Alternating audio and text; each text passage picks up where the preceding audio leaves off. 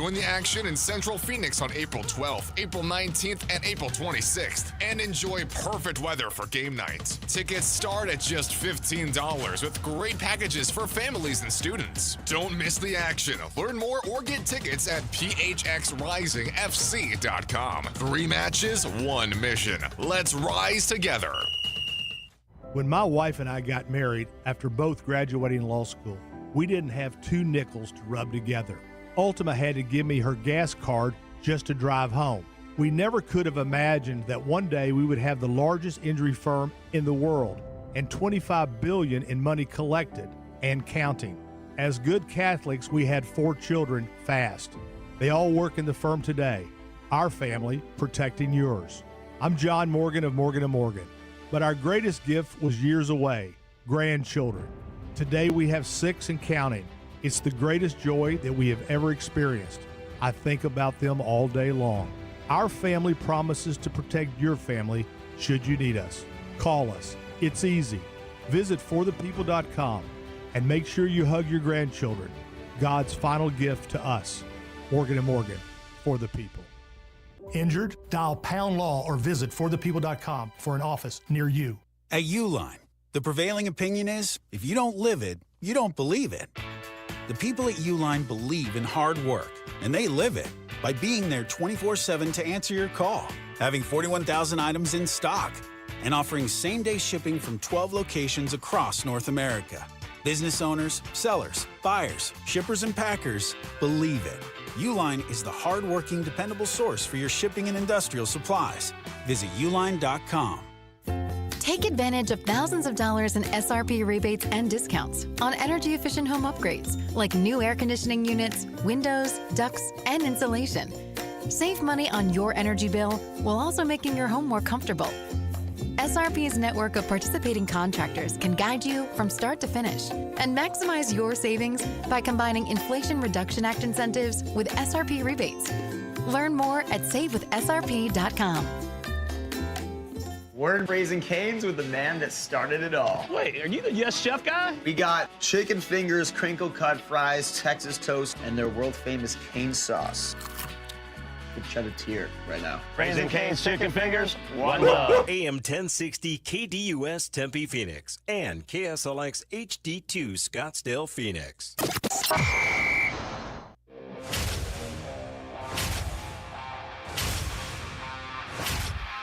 It's the lunch break.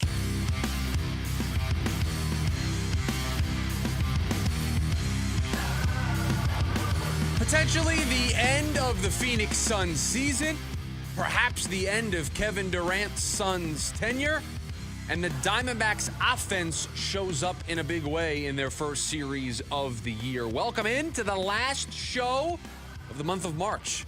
Tomorrow it is April. There will be no April Fool's Day jokes here on the program. I'll get in front of that ahead of time. We will not be doing that on tomorrow's show. Hope everybody had a great weekend. Welcome into the Monday edition of the Lunch Break here on KDUS AM 1060. Always on the KDUS AM 1060 app and streaming live on the KDUS AM 1060 YouTube live stream. A lot for us to unpack today over the course of the next 2 hours, so we are going to waste little time. Let's start with the basketball team.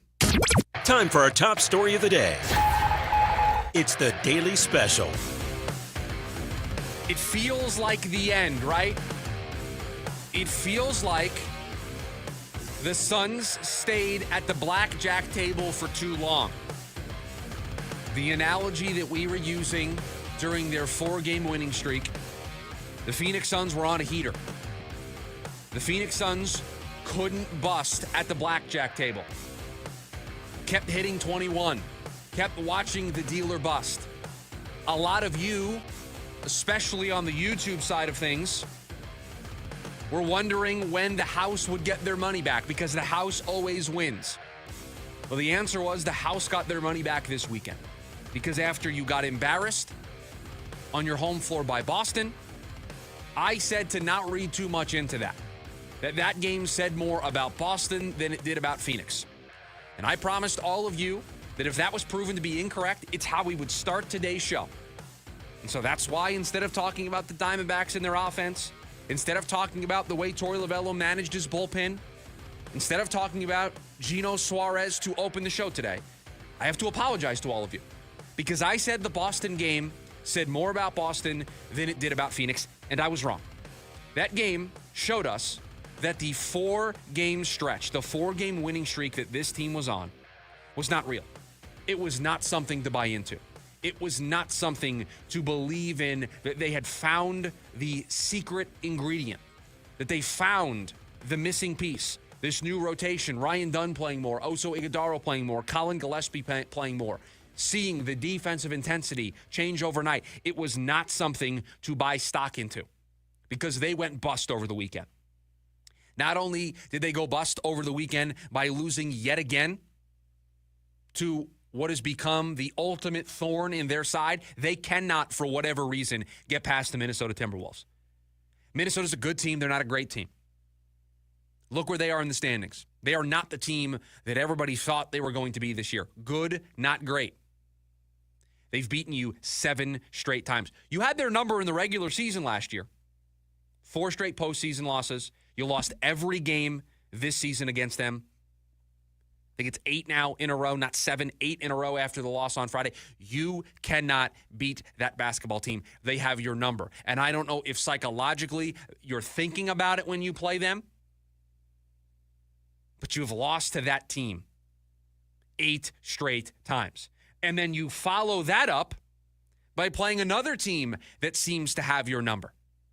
And unlike the first 2 times that you played that team this year, you were competitive in those games.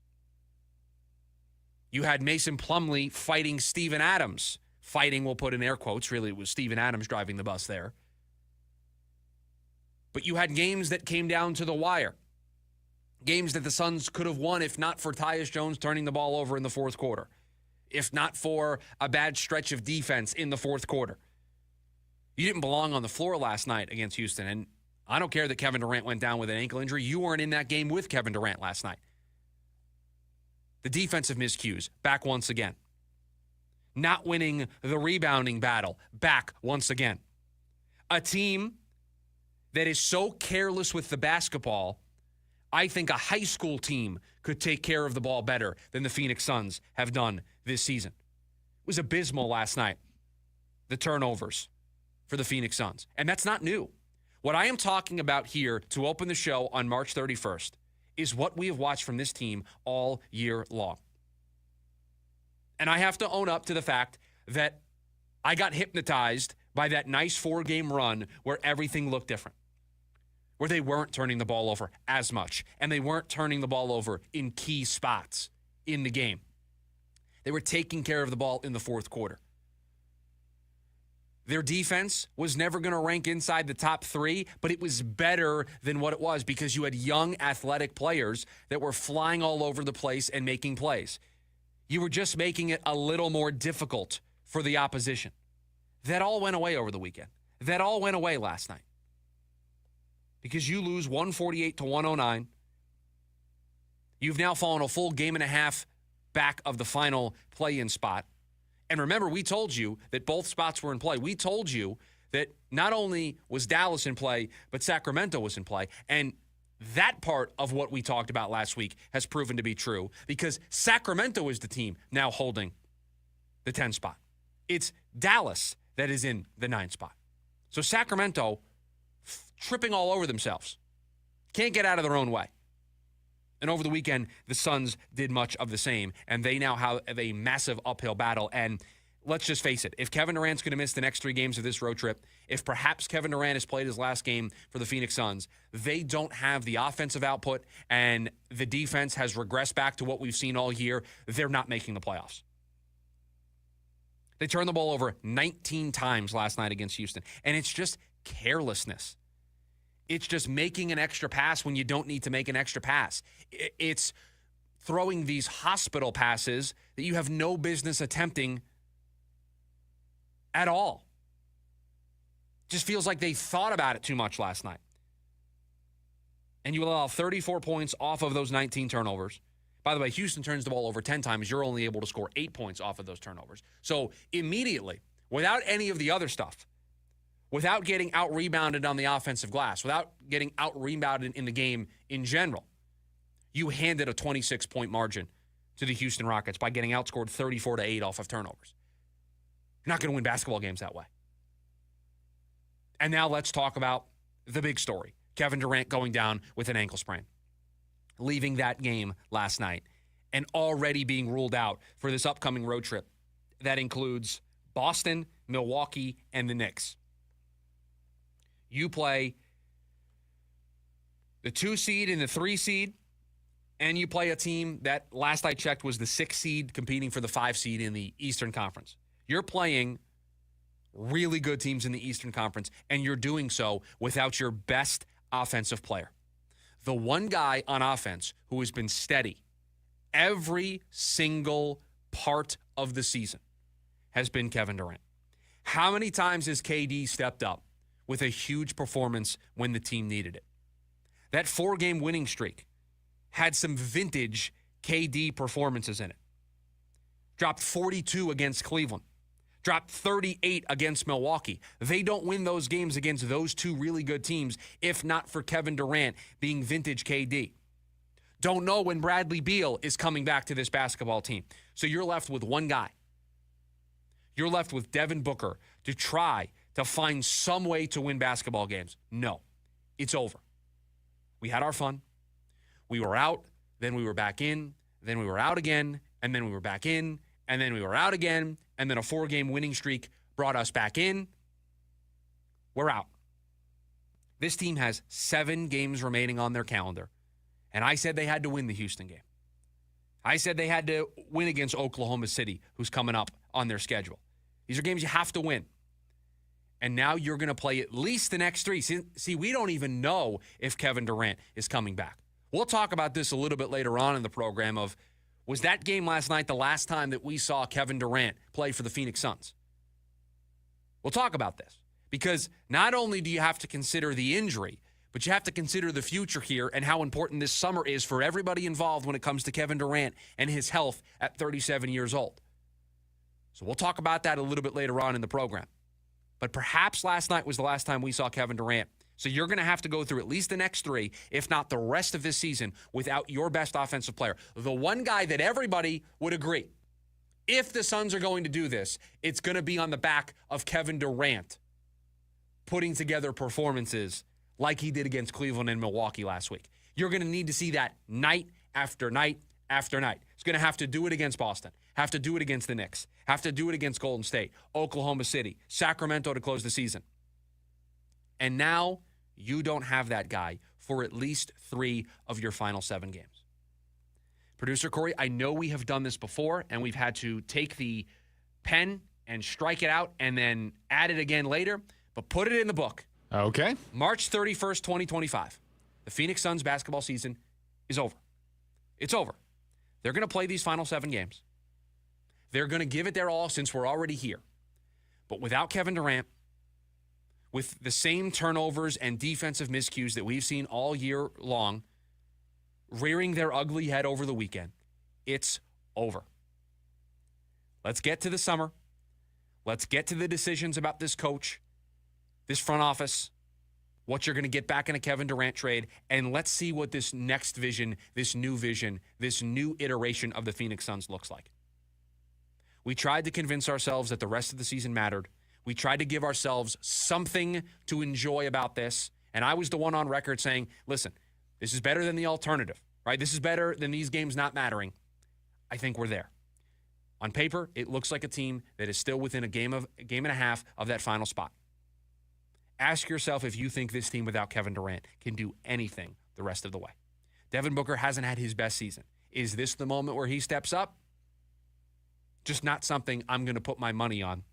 That's not a bet I'm going to make. The Phoenix Suns didn't walk away from the blackjack table when they were up. I'm walking away. I am not going to continue to throw money down on the table on this team and continue to tell all of you, oh, no, don't worry. They've got this coming up, that coming up. No. March 31st, 2025, the Phoenix Suns season is over. 2 ways for you to hop into the conversation here today on the show. First, the phone number, 480-864-1060. And you can also join us on the KDUS AM 1060 YouTube live stream where some venting is already happening about the Phoenix Suns and their weekend. So we'll get to some of those comments here throughout the course of the show. But when we come back, so far, the story for the Diamondbacks has been pretty simple. It's all about the offense. That's next, the lunch break, KDUS, AM 1060. The Varsity Sports Show live with Vince D'Alicio every Saturday morning from 9 to 11 a.m. Features all the local youth, high school, college sports, and more, both around the Valley and beyond. Enjoy go-to segments with coaches and players from around the Valley. Tune in to the Varsity Sports Show with Vince and guests Saturday morning from 9 to 11 a.m. right here on KDUS AM 1060. Online at KDUS1060.com and the KDUS 1060 app. 9 Inch Nails.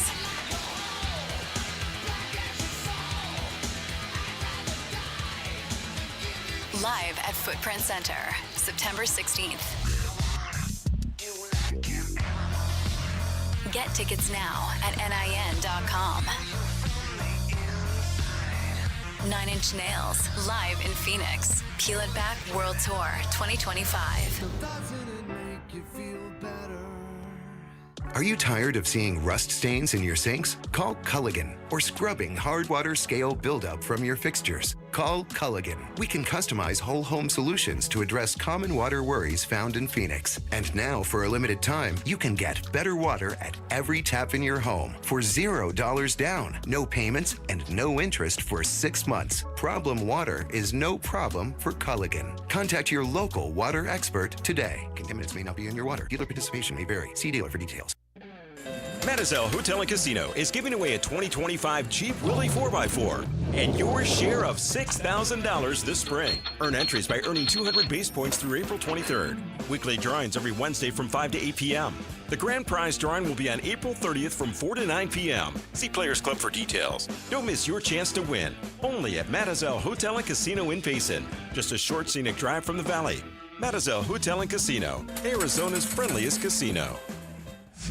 College basketball tournaments are here, so let Hawaiian Bros Soft Serve Madness begin. Now through April 7th, get a free Tropical Dole Soft Serve with any Hawaiian Bros Classic Plate Lunch purchase. Savor the madness once per day per customer at all participating Hawaiian Bros locations. Order your favorite island-inspired Classic Plate Lunch in person, online, or on the Hawaiian Bros app. And get in on the free Soft Serve Madness today. Hawaiian Bros. It's a vibe. Jim Rome here with your Rome Report. Have to say, LeCap was having himself a week, wasn't he?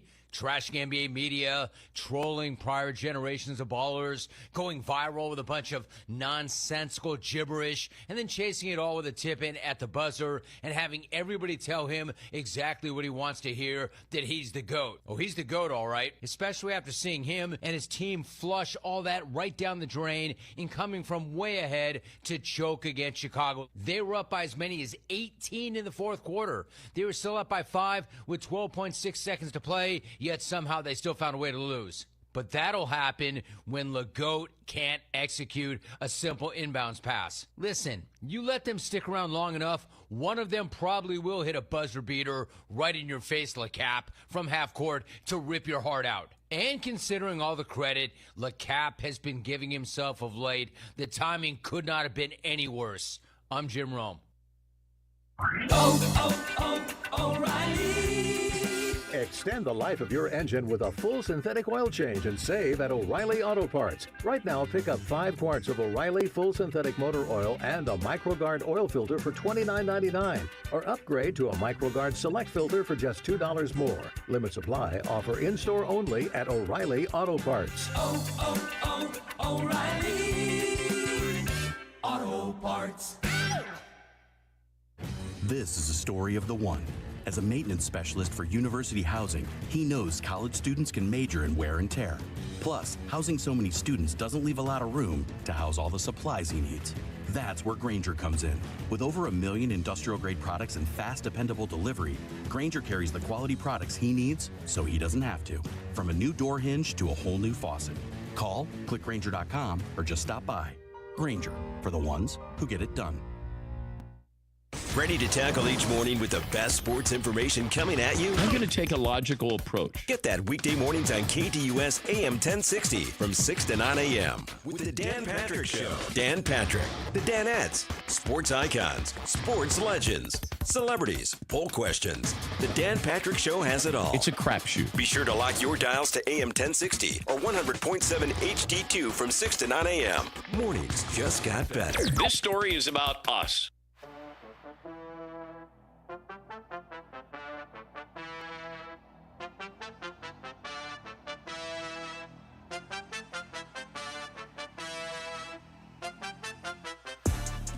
Make sure you download the KDUS AM 1060 app. That is your way to take everything from KDUS AM 1060 with you on the go. So you don't have to be in your car. You don't have to be in front of your computer. Just download the KDUS AM 1060 app. Register.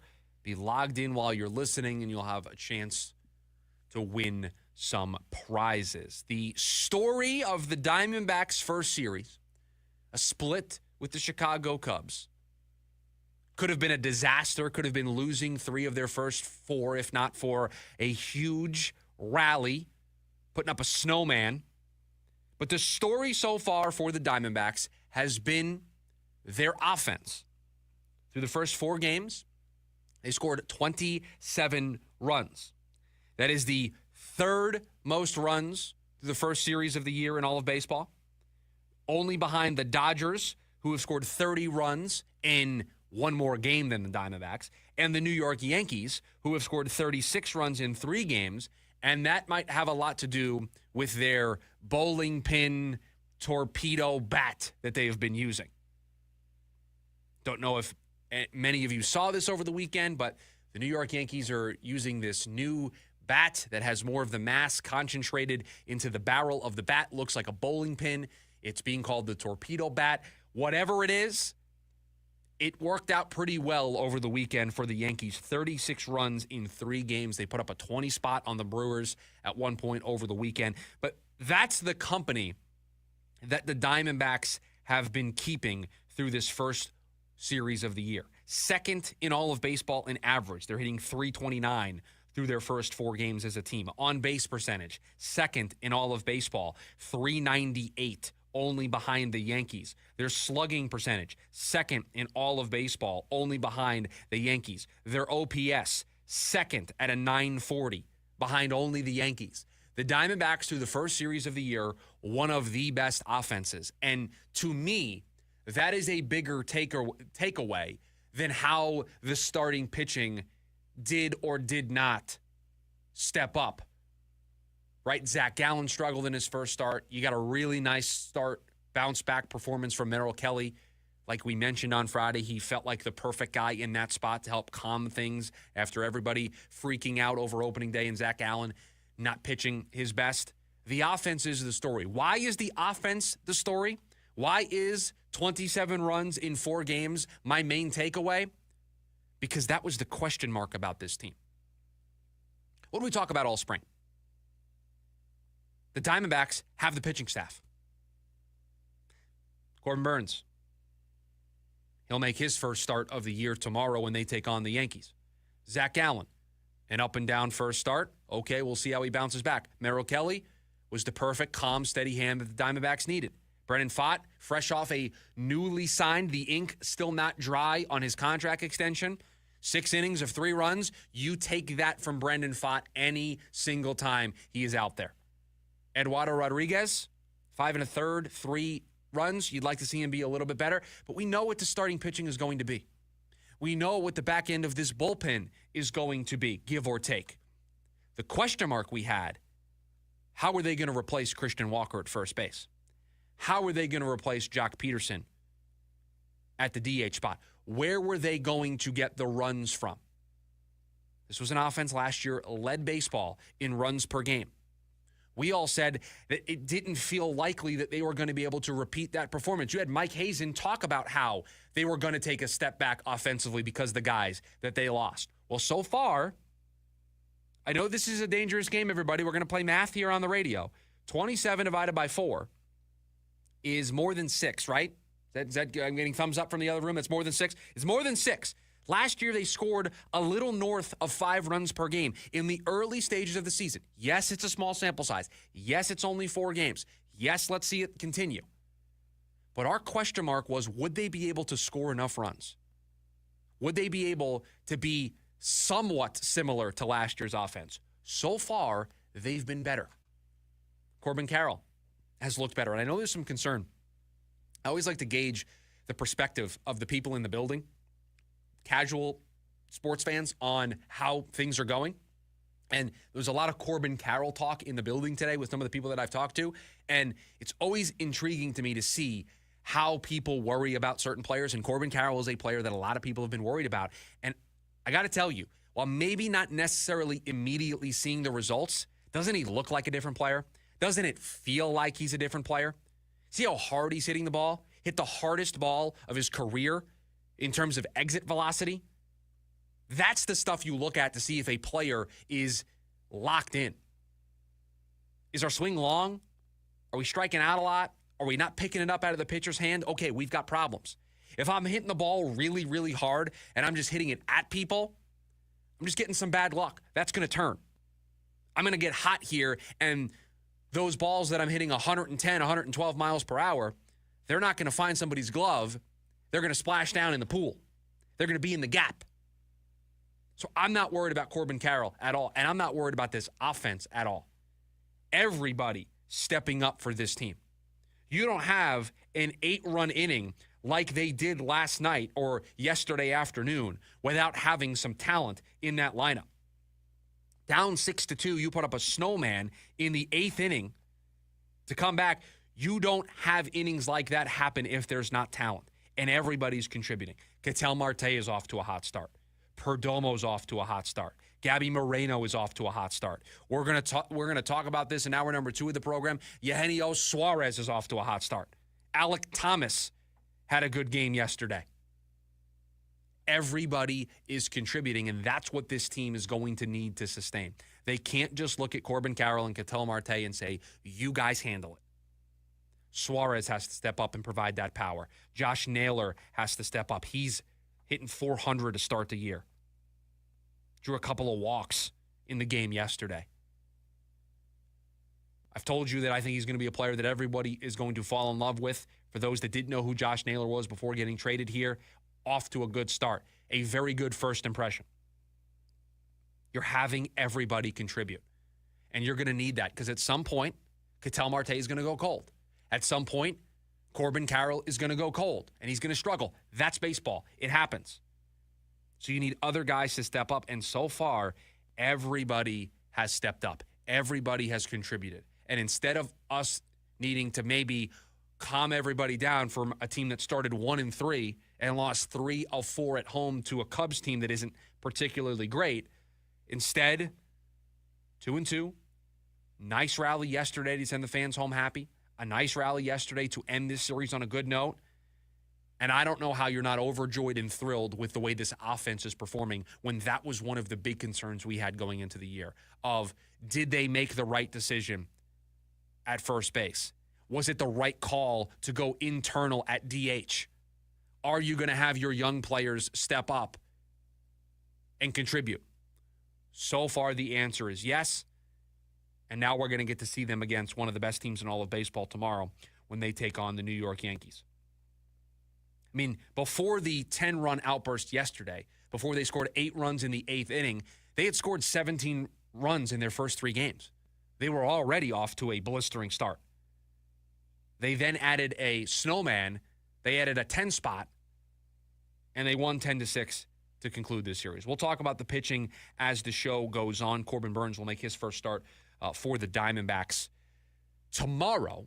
It is a travel day for them, so a nice 4-game series to start the year at home. But now it is off to the Bronx, and it is off to play the New York Yankees. This is offense number 1 in baseball versus offense number 2 in baseball very early on in the season. The torpedo bat versus Eugenio Suarez, right? That's the big power battle that we're going to see here over the next couple of days. So that gets underway tomorrow. Coming up on the other side of the break, could the Cardinals potentially kill 2 birds with 1 stone? That's next, the lunch break, KDUS AM 1060. The Varsity Sports Show live with Vince D'Alicio every Saturday morning from 9 to 11 a.m. Features all the local youth, high school, college sports, and more, both around the Valley and beyond. Enjoy go-to segments with coaches and players from around the Valley. Tune in to the Varsity Sports Show with Vince and guests Saturday morning from 9 to 11 a.m. right here on KDUS AM 1060. Online at KDUS1060.com and the KDUS 1060 app.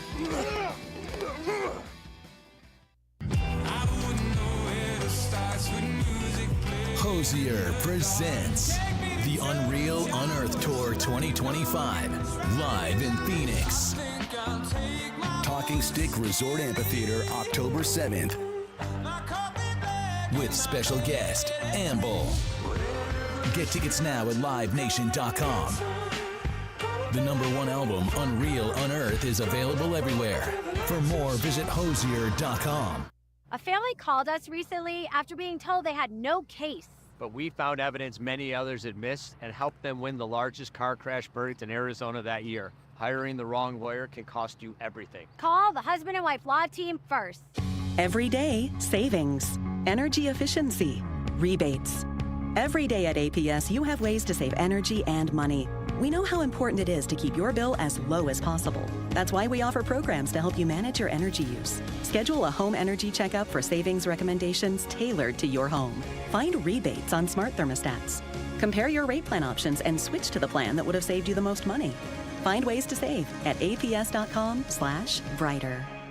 Hi, welcome to the IKEA Spring Sale. How can I help? Oh, hi. It's time for spring cleaning, and I need a total refresh. Perfect. Huge savings in store and online can help you refresh for less. Save up to 50% off on hundreds of select outdoor, garage, bathroom items, and more. Oh. Plus, loyalty members can save an extra 10% on select sale items. Wow. Now I won't have to spring break the bank. Shop the IKEA Spring Sale March 18th through April 21st. Offer valid 3/18 to 4/21/25. U.S. only while supplies last. Selection may vary. See store and ikea-usa.com/spring sale for details. Restrictions apply. In one corner, a tasty sausage, egg, and cheese McGriddles. That sweet griddle cakes and savory sausage powerhouse. In the other corner, a warm sausage McMuffin with egg, toasted to perfection and stacked with melty goodness. Two breakfast icons ready to battle it out for your taste buds. Except, why choose? Get both when you mix and match two for $5 at McDonald's. Yeah, that's the move for the win. And don't forget to order ahead in the app. Ba-da-ba-ba-ba. Prices and participation may vary. Cannot be combined with any other offer or combo meal. Single item at regular price.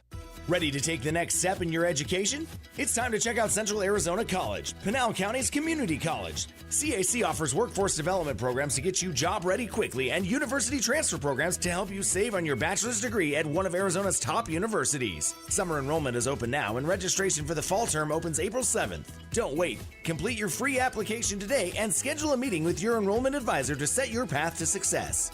Visit centralaz.edu now. We are CAC. We're proud to introduce Prasada, the newest master plan community in the thriving West Valley. This beautiful community features open spaces, multiple parks, a resort-style pool, and so much more. Fulton Homes, you're proud to own, we're proud to build.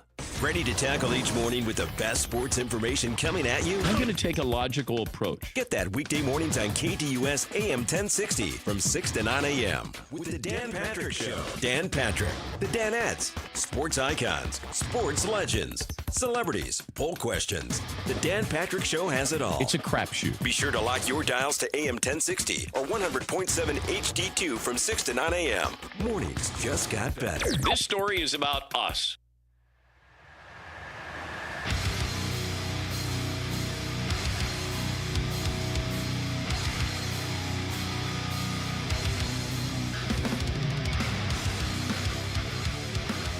Welcome back into the lunch break.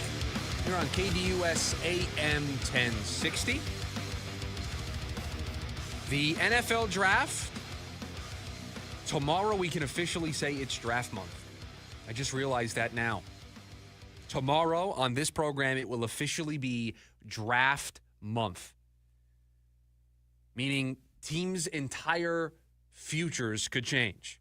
Will the Titans take Cam Ward, number one? Where will Shedeur Sanders end up? Will 3 quarterbacks go in the first round? What will the Cardinals do with the 16th overall pick?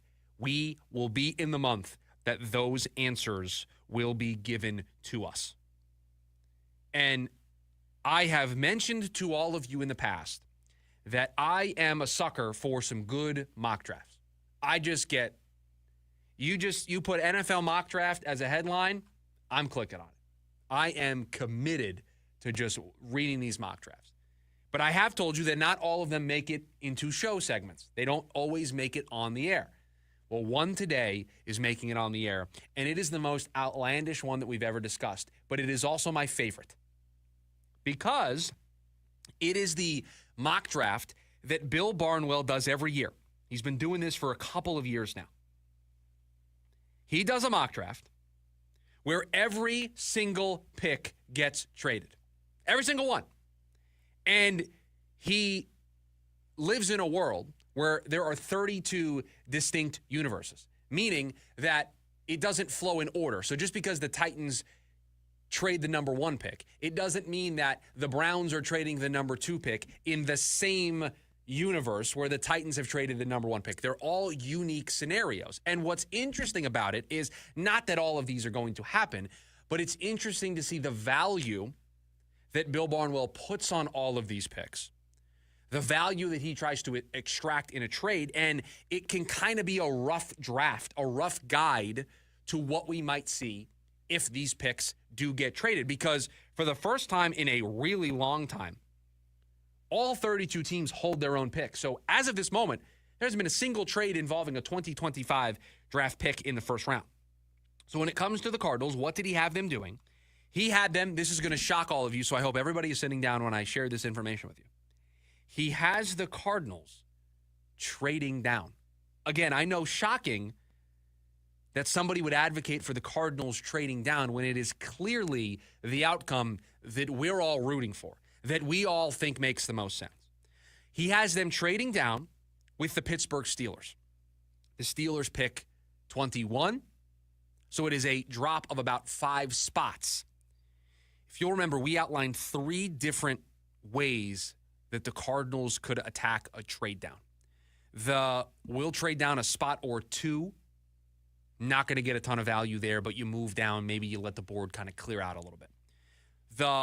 We're going to move down 4 or 5 spots because we have a bunch of guys that we like. We really need the board to kind of clear itself out to give us a better vision of what guy we want to focus in on. And you can get more of a haul by moving down, let's say, 4 or 5 spots than if you move down 1 or 2 spots. And then there's we'll move down 10 spots. We'll move down 12 spots. We'll pick 26 or 28.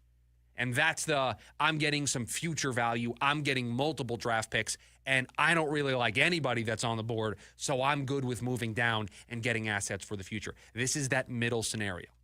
This is that scenario where the Cardinals kind of move down a little bit, still stay within striking distance of what would be a group of players. You don't move down on draft night more than 1 or 2 spots unless you have a bunch of guys that you like and you're comfortable with letting the board clean itself up. So you make this move, you move down 5 spots, and you probably have 3 or 4 guys that you like. Maybe you have 5 guys that you like, and you see if any of them come off the board. And if not, you can kind of rinse and repeat that philosophy and constantly get more draft picks, or at some point you just decide the value here is too much to ignore. I have to take this player.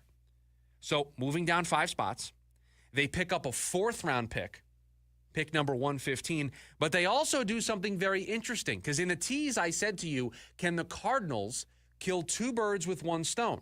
Because in this scenario, they trade down one of the stones, or one of the birds. There's only 1 stone, there's 2 birds. One of the birds, and they do a wide receiver swap. They trade Michael Wilson for George Pickens.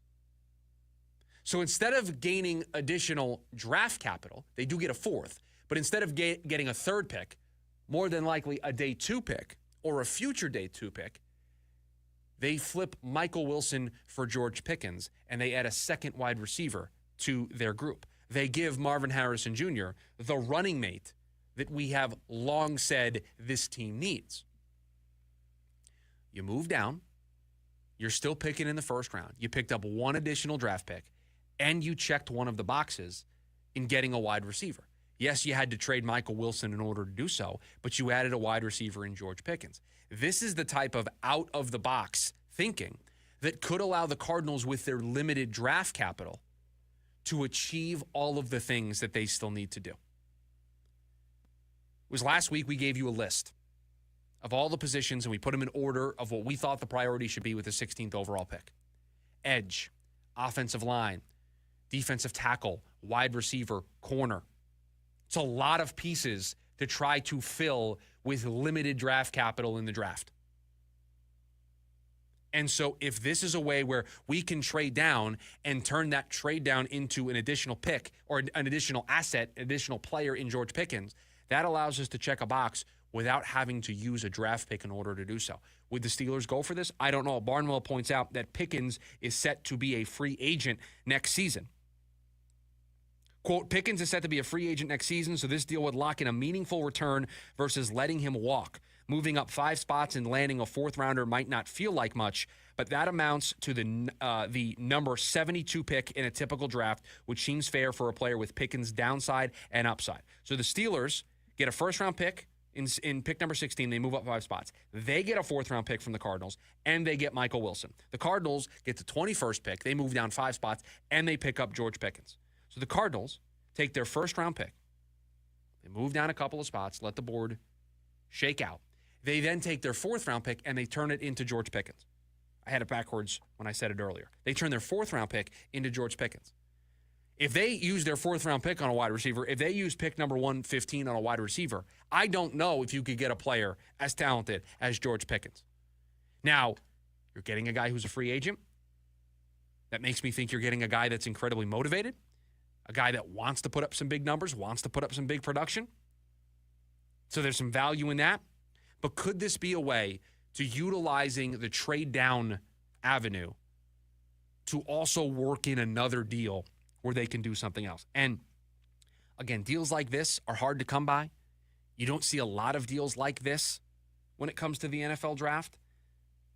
But the thing I like about it is it's very outside the box, but it also feels somewhat realistic.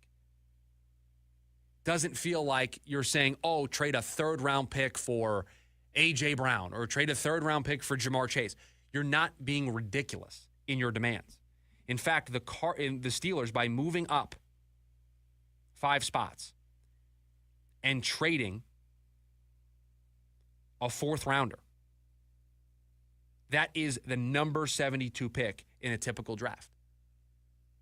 So that's where the value comes in.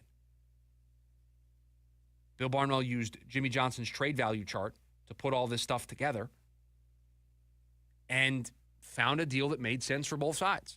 So this is the type of outside-the-box thinking that I think Monty and company should look at. Why do I say that? Because you're limited in the draft capital that you have. You don't have 12 picks like you did last year. You don't have 9 picks like you did the first year that you were drafting. You have to get creative.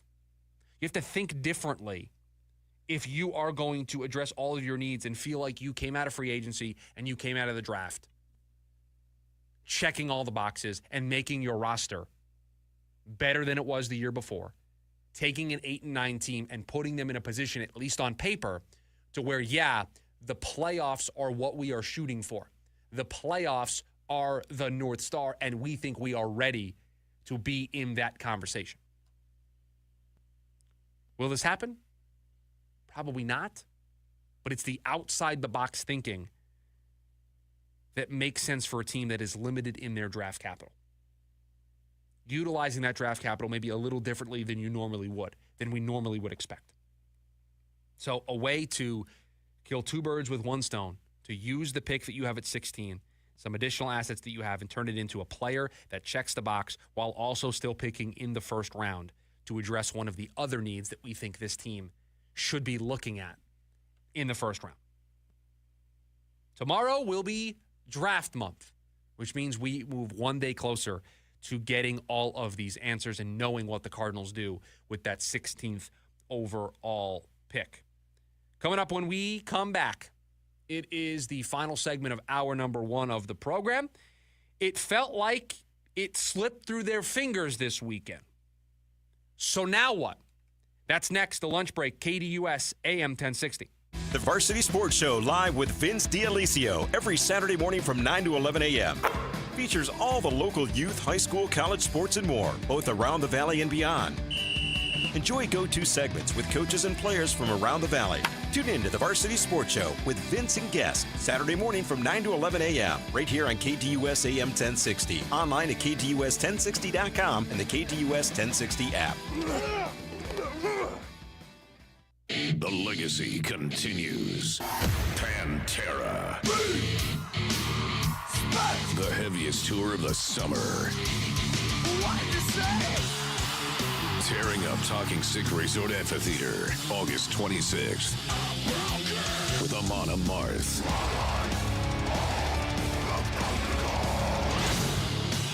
On sale now at LiveNation.com. Part of the America First Credit Union Concert Series. I was in a wreck. I need a check. I was in a wreck. I need a check. I was in a wreck. I need a check. I'm Kevin Rowe from Lerner Rowe, and we've been serving Arizonans for 20 years. Make the best choice after an accident. Call 977-1900. That's 977-1900. Lerner Rowe is the way to go. Call 977-1900. 977-1900. Looking to sell your home? Hi, I'm Andrew the Home Buyer, and I love making it easy to sell your house. I'll personally come and give you a cash offer the same day we meet, and I'll beat any other offer. It really is that easy to sell your home, and no need to clean or fix anything. I'll buy it in as-is condition. Call me, Andrew the Home Buyer, today to get your same-day cash offer. Visit AndrewTheHomebuyer.com. At the Phoenix Zoo, we are the home of...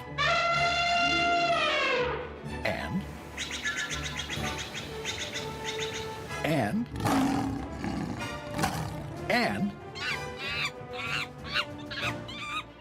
which also makes us the home of... Phoenix Zoo. That's zoo we are. For tickets, hours, and much more, visit phoenixzoo.org. Fresh off of their Big 12 sweep of the Utes in Utah, the Sun Devils of ASU baseball return to Phoenix to kick off a homestand. Tuesday night, they welcome in Cal State Fullerton. Catch all the action on KDUS AM 1060 with pregame starting at 6:15 p.m. and Tim Healy has the call with first pitch at 6:30. It's ASU versus Cal State Fullerton, 6:30 p.m. first pitch Tuesday night, right here on KDUS AM 1060 and on the KDUS AM 1060 app.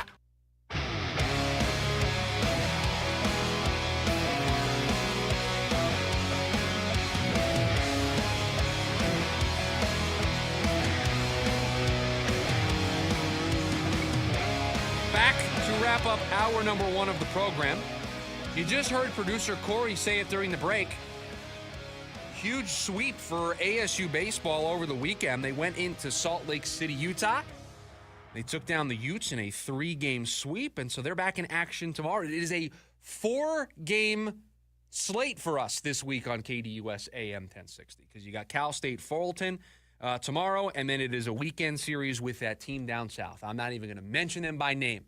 Not doing it. I'm not doing it. I got trolled by people in the building last week when Koa Pete made his decision. So, no. Okay. I am biased in this regard. I am not saying who they play. You know who they play. That gets underway on Friday. So 4 games this week, and they're playing some pretty good ball. And then you've also got the coaches show that you can hear on Thursdays at 6 o'clock right after Rooster in the Sports Zoo here on KDUS AM 1060. It went well for ASU baseball over the weekend. Did not go well for the Phoenix Suns over the weekend. 2 losses to 2 teams that have been thorns in their side, 2 teams that they just can't seem to beat as of late in Minnesota and Houston. They are going to be without Kevin Durant for this road trip that sees them go to Milwaukee, to Boston, to the Knicks. A week ago today, I sat in this chair. We could probably pull the audio. It would make me look pretty foolish, but we could pull the audio of me into this microphone, looking into that camera, telling all of you that the Suns were in the driver's seat. The Suns were in control. They were playing good basketball. They had just beaten Cleveland the Friday before, 3 in a row. At the time, we didn't know it, but they were making it 4 in a row when they beat Milwaukee last week, and I said they were in the driver's seat, that they had control of these final two spots over Dallas and over Sacramento. And boy, how quickly things can change. How quickly narratives can flip. Because we feel totally different today about where the Suns are. Not just that you lost 2 games, but you're going to be without Kevin Durant. And I just can't, in good faith, try to come up with the case to make as to why the Suns are going to be okay, as to why the Suns are going to figure this out and they're going to surprise us and they're going to win one of these 3 games during this road trip, and then they're going to beat Oklahoma City like we talked about, and then they're going to beat San Antonio and Sacramento to end the year, and they're going to win the 4 games to get to 39, and they're going to be just fine. I just can't make that case, ladies and gentlemen. I can't. The Suns won 4 in a row and then proceeded to be non-competitive against Boston, non-competitive last night against Houston, and lost to a team that they haven't been able to beat in their last 8 tries in Minnesota. What do you want me to do with that information? Other than tell you that the season is over. So where do we go from here? Well, at this point, you've got 7 games to go. So you may want to just keep checking in with the team. You may want to just keep tabs on it. But it's baseball season now, ladies and gentlemen. It's baseball season. Turn your attention to the Diamondbacks. Turn your attention to the rest of their season, the 158 games that are left on their calendar, because they have more of an opportunity to provide you joy and happiness and enjoyment in sports than the Phoenix Suns do. Remember the last time the Phoenix Suns lost Kevin Durant for a really important stretch of the season? Does anybody remember the last time that they were dealing with Kevin Durant being sidelined? It just so happened to be after they started 8-1. And then they had a stretch where their leading scorers were Bradley Beal, Devin Booker, Josh Okogie, Tyus Jones. And that was a stretch where they went 1-6 after starting 8-1. This team has looked vastly different when Kevin Durant has not been in the lineup. Bradley Beal is also still on the sidelines. Will he join this team on the road trip? I haven't seen anything about whether or not he is going to get back into action. We know that he is doing 5-on-5 work, but there's no timetable. That's the phrase that has been used to discuss Bradley Beal's return. So if you don't have Kevin Durant, and we know you don't for this 3-game road trip, it doesn't look like you're going to have Bradley Beal during this 3-game road trip. You have to turn to Devin Booker to figure all this out. You have to turn to Devin Booker to beat Milwaukee, to beat Boston, to beat New York, to win one of these games. And this feels like a fair time to do the thing, to look at the schedule, to see who else plays. Dallas plays home tonight against Brooklyn. That's one they're going to win. Brooklyn is tanking. Brooklyn does not care. They want to have the most ping pong balls. On the road, we know how that's going to go. Sacramento is at Indiana. Okay, Indiana, a lot better than Brooklyn. But remember, Indiana hosted Dallas a couple weeks ago. Dallas had a lead late in that game and blew it, but Dallas had a lead late in that game, so it's not like you can expect Indiana to do you any favors tonight. So while you're traveling to Milwaukee, you could walk into that building tomorrow, a full 2 games back with 7 games to go. 2 games back, 7 games to go, and we know you're going to be missing your best player for 3 of those 7 games. So best case scenario, you just hold serve, and you're 2 games back with 4 games to go. That's an uphill math battle. Worst case scenario, you fall further and further back, and you get eliminated during this road trip.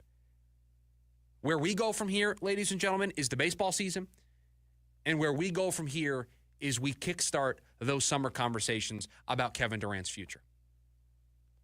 We kickstart those conversations about evaluating Coach Bud and whether or not this team needs to go 4 coaches in 4 years. We pressed pause on those conversations for the last 2 weeks. We didn't evaluate Coach Bud and whether or not he should be brought back. We stopped talking about if this team needed an overhaul in their front office. We stopped discussing Kevin Durant trades. We stopped. We pressed pause. We wanted to enjoy the moment. We wanted to enjoy what this team was giving us because we hadn't had many of these moments throughout the year. So we put all those conversations to the side. Today, we dust off that box, we put that box on the table, and we unpack those conversations. I don't know how much dust was able to collect on that box because it wasn't away for very long. It was away, but we dust those conversations off. That's where we're at with this team. You have a team that has to look at one star player to try to get them there. Where's the other scoring coming from without Bradley Beal and Kevin Durant? I know Colin Gillespie's had a couple of nice games lately. Can you expect him to do that? Is Ryan Dunn going to start to light up the score sheet and drop 25, 30? Where is the extra scoring going to come from?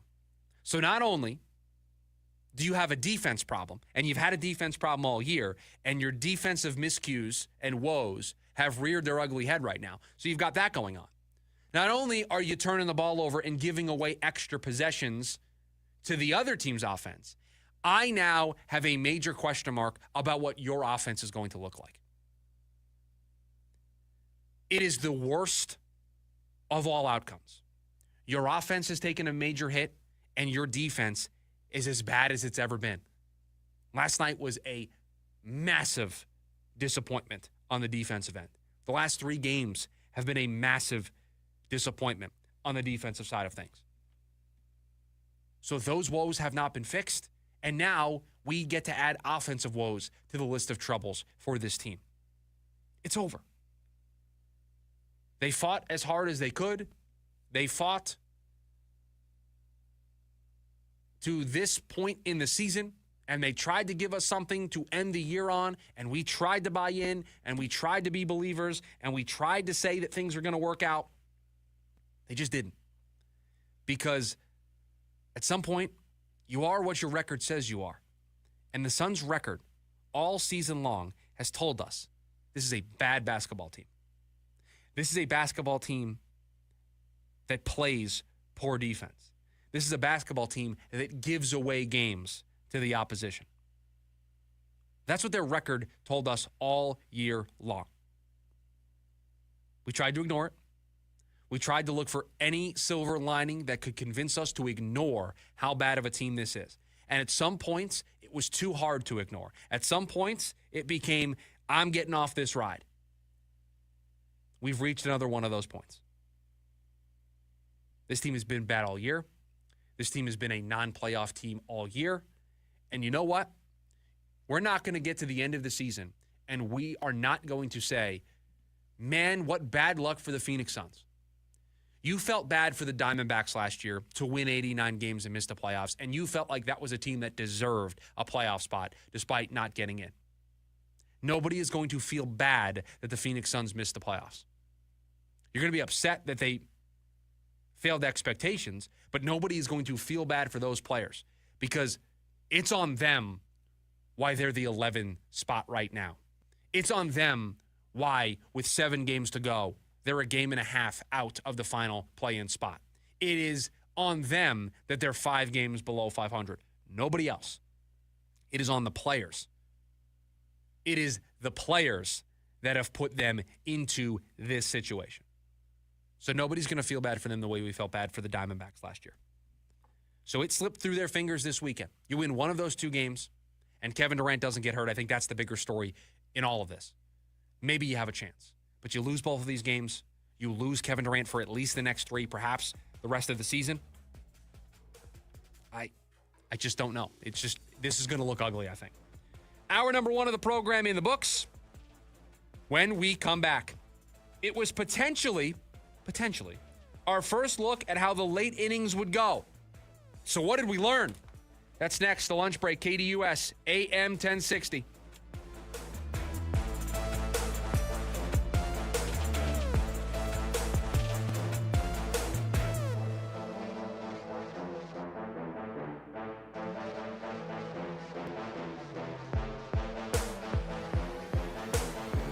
AM 1060 KDUS Tempe Phoenix and KSLX HD2 Scottsdale Phoenix. Law Tigers presents Metro Mayhem at Firebird Motorsports Park. Party with Cruzy Originals and Modded Culture, April 5th from 11 a.m. to 6 p.m. The Brawl Harley Stunt Comp makes its triumphant return. Western Pro Extreme brings motorcycle-only drag racing. Get Vertical Stunt Games push riders to the limit. Then Get Vertical and Scrape City host the ultimate sport bike competition. Trophy Bike Show by Shifter Crew. Drift Ride-Along Experience presented by Team Icon Mechanical. Lowrider Car Hop by Frank's Hydraulics. Food, vendors, music, MK Babes, and more. Get tickets now at moddedculture.com. Metro Mayhem, where horsepower meets chaos. The Offspring. Supercharged worldwide in 25. One unforgettable summer night. The Offspring, live in Phoenix. With special guests, Jimmy Eat World and Newfound Glory. Playing Talking Stick Resort Amphitheater August 27th. Get tickets now at livenation.com. 3 great bands. One incredible show. Part of the America First Credit Union Concert Series. Struggling to pay your energy bill? At SRP, we're here to help. Whether you need immediate financial support or tips to lower energy costs, we're here 24/7. Visit srp.net/help or call 602-236-8888. As the old saying goes, size matters. At Morgan & Morgan, we have over 1,000 lawyers and nearly 6,000 people on staff. But at the core, this is and always has been a family business. Our family watching out for your family. Call us or email us 24 hours a day, 7 days a week, even on a Saturday or a Sunday. And if you ever have a problem, call our mom. Morgan & Morgan. For the people and your family. Injured? Dial Pound Law or visit forthepeople.com for an office near you. Enroll in Farm Bureau Financial Services Driveology, and you'll instantly save 10% on your auto insurance premium. Over time, your safe driving habits could earn you even bigger savings, up to 50%. Learn more and start saving with Driveology at fbfs.com/save. 10% savings applied at enrollment for select coverages. Future savings based on individual driving behaviors and varies by coverages selected. Farm Bureau Property and Casualty Insurance Company, Western Agricultural Insurance Company. When we say jumbo, we mean jumbo shrimp. Del Taco's Jumbo Shrimp Tacos are packing serious flavor. Crispy jumbo shrimp wrapped in a warm flour tortilla with crunchy cabbage, zesty pico de gallo, and our savory secret sauce. Get 2 jumbo shrimp tacos stuffed with big shrimp energy for just $6. That's right, get 2 jumbo shrimp tacos for just $6, only at Del Taco. But hurry, this offer's here for a limited time. Price and participation may vary. AM 1060 KDUS Tempe Phoenix and KSLX HD2 Scottsdale Phoenix.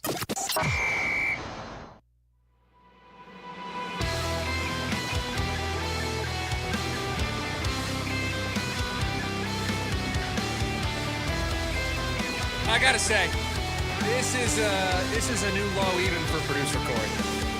Welcome in hour number 2 of the program, 12:03. Chris Schubert with you for the next hour here. We'll hand things off to Jim Rome, top of the hour. So, longtime listeners of the program know this is around the time that producer Corey breaks out his lunch. And I'm actually watching him go into his lunch box and pull out the sandwich and enjoy his lunch. And this is normally the time when everybody else tells me what they're having for lunch. But this is a new low for producer Corey because not only is he eating lunch, but he's not actually pushing any of the buttons because we are training some new board ops. So we have a new board op who's training. You're going to hear a lot more about Evan, our new board op, here in a little bit. But so producer Corey's not even sitting in the normal spot and like pretending to be pushing the buttons while eating lunch. So producer Corey, I know you're not in front of the microphone. I can see you. This is a new low for you, okay? That you're now taunting me with your lunch. Hope everyone's having a great start to their week, a great start to their Monday. We are going to get back into it here. The Diamondbacks split their 4-game series with the Cubs over the weekend, and it was our first chance, really. These 4 games were our first opportunity to see how Torey Lovullo would deploy this bullpen. We know there's no set closer. We know it is a closer-by-committee approach. And so at the start of the year, you're waiting for that first chance. You're waiting for that first opportunity. It's a 1 or a 2-run lead late in the game for the Diamondbacks. They've got 6 innings out of their starting pitcher. How are they going to bridge the gap and get those final 9 outs? How is Torey, at first glance, going to deploy his relievers? And unfortunately, we didn't get a real, true, cookie-cutter version of this. We didn't get the scenario I just outlined where the Diamondbacks get a lead early. It's a close game in the 6th, 7th, 8th innings, and now Torrey has to manage that bullpen. We didn't get that.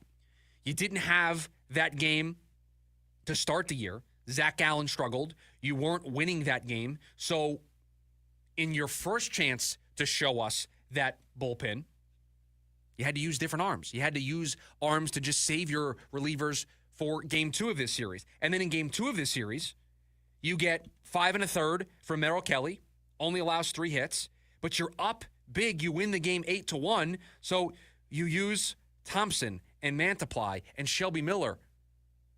You didn't use AJ Puck. You didn't use Justin Martinez. So again, not a true view of how this is going to work. And then you get to game 3. You lose that game 4-3. So again, not one of those scenarios. So then we are left to yesterday, where the Diamondbacks score 8 runs in the 8th inning to battle back from being down 6-2 to defeat the Cubs 10-6. And Justin Martinez is the guy who's called on in the 8th inning to get the final 2 outs of that inning. Strikes out both guys.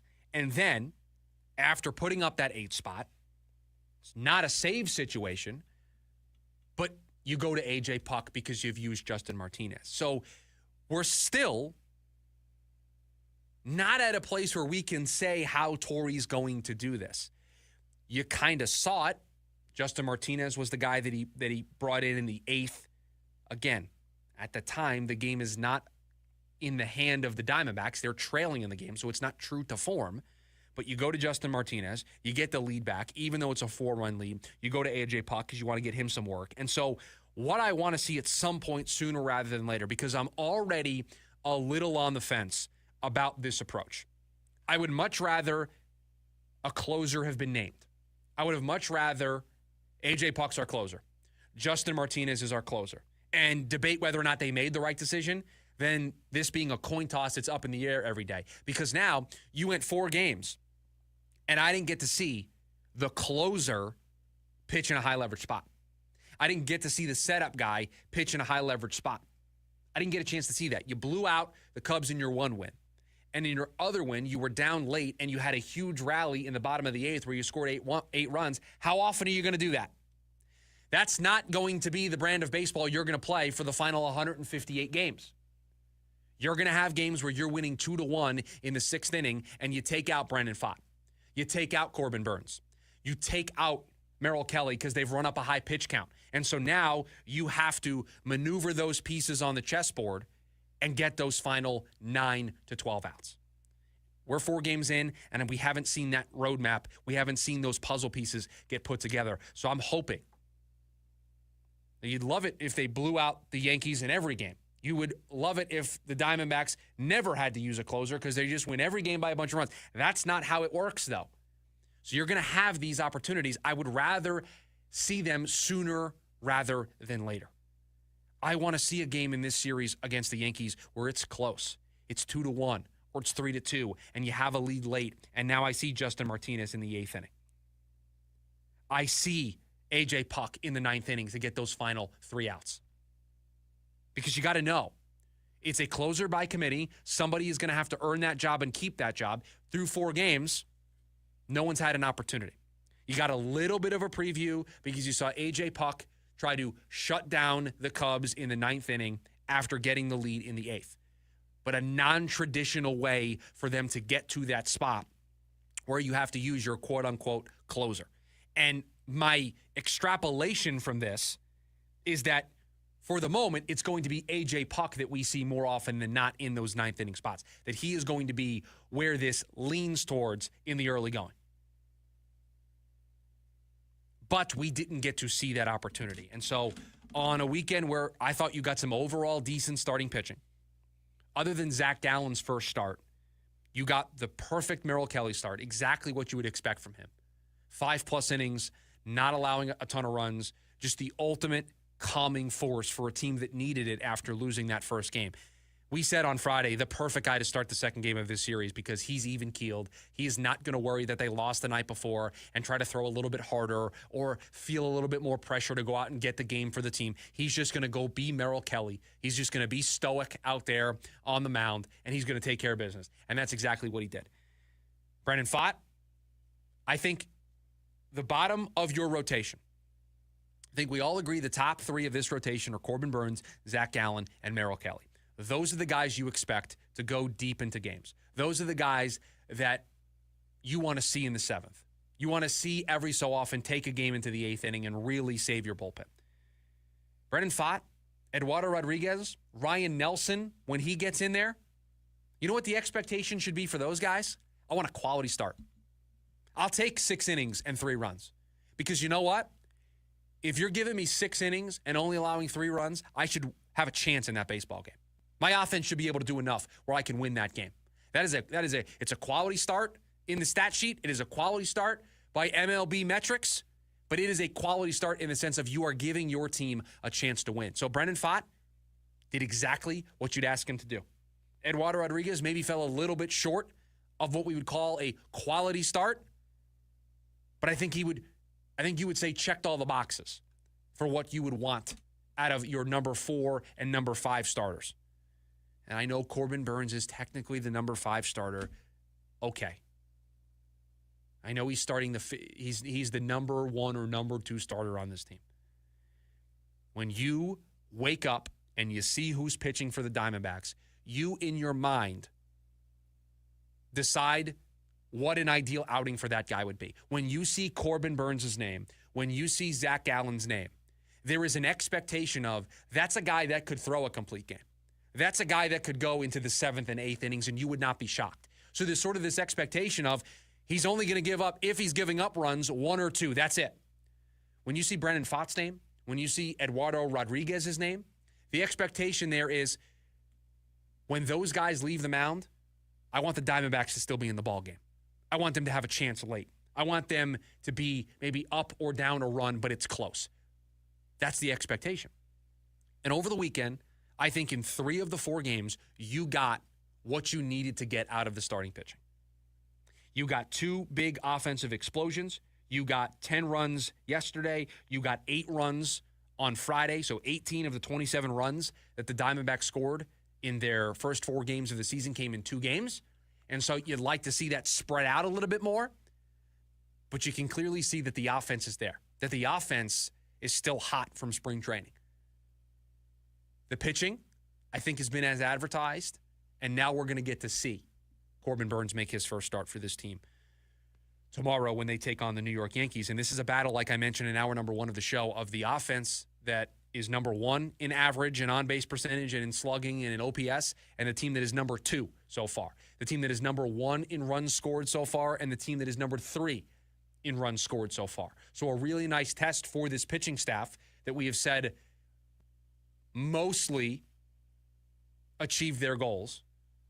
And now you're going to have Corbin Burnes make his first start against the New York Yankees.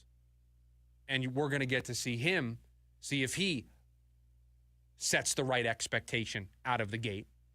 And then you're going to pass it on to these other guys who now have to try to slow down this Yankees offense. So a really good test, and hopefully it includes the first test for Torey Lovello in managing this bullpen in a close game, because I want to see these guys be battle-tested early. It's still March. These games that are played this week, the beginning of April, this is where I am okay with trying things. This is where I'm okay with experimenting. This is where I don't love it, but I'm okay with the closer by committee, because when it becomes August and September and we're playing meaningful games, we're playing the Giants, we're playing the Padres, we're playing the Dodgers, we're playing other teams in the National League who we're trying to chase down for a wild card spot, or maybe, just maybe, we're trying to chase down the Dodgers in the division.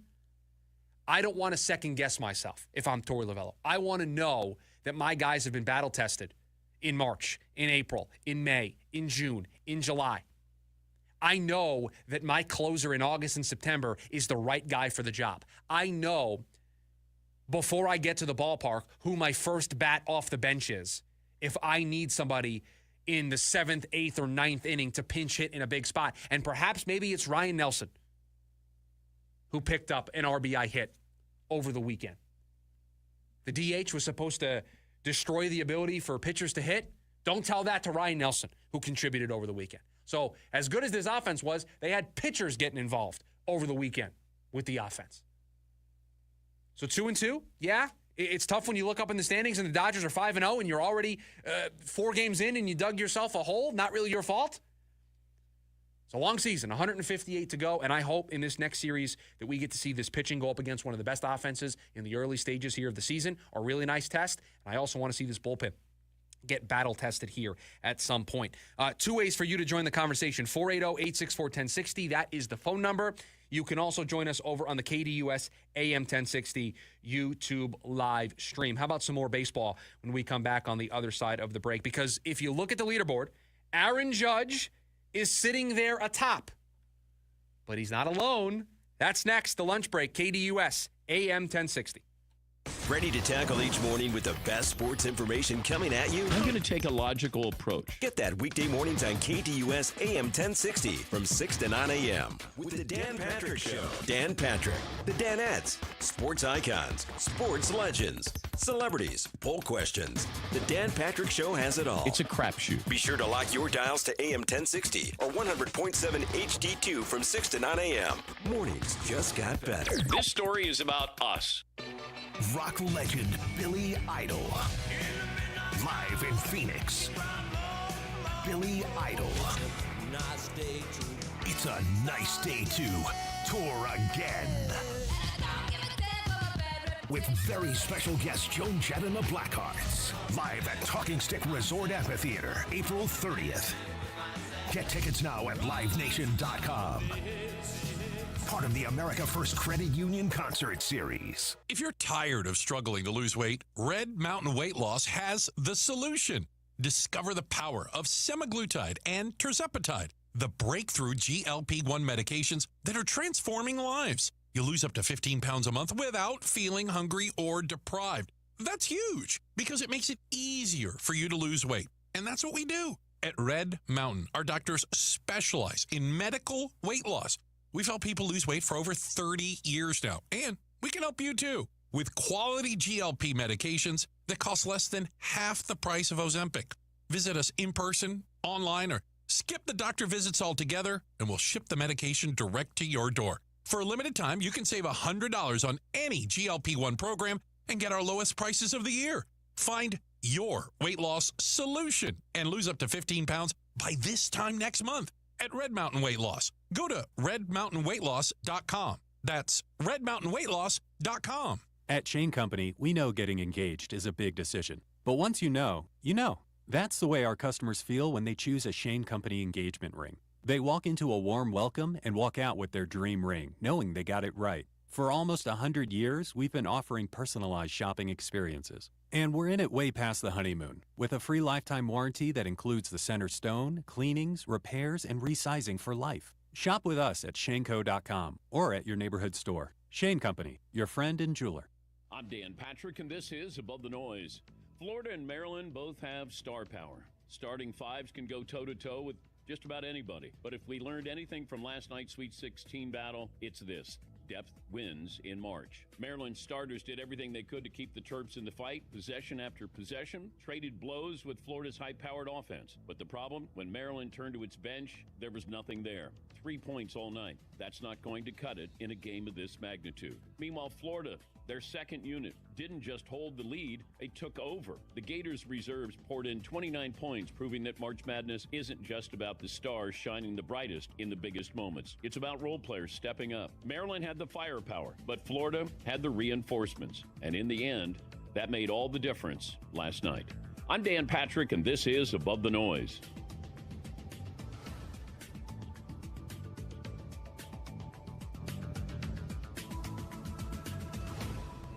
St. Paddy's Day may be over, but March isn't. The real party is just getting underway. No better way to celebrate than with Keeper's Heart Irish American Whiskey, the official whiskey of the DP show. Enjoy the smoothness of Irish whiskey with the boldness of American whiskey. Nobody's ever done this before. And then all of a sudden, Keeper's Heart, their master distiller, Brian Nation, goes, I'm coming over from Ireland. Make way. And they made the best Irish whiskey in the world. I've been talking about this for a couple of years now. We went up to visit the distillery, got to see them make the whiskey. Incredible. No matter how you enjoy your whiskey, Keeper's Heart delivers. How about you sip it neat? A bold statement. Enjoy it on the rocks or keep things lively. Keeper's Heart Old Fashioned. How about a Manhattan? How about a highball? Get 15% off when you order online at keepersheartwhiskey.com. Use the promo code DAN25.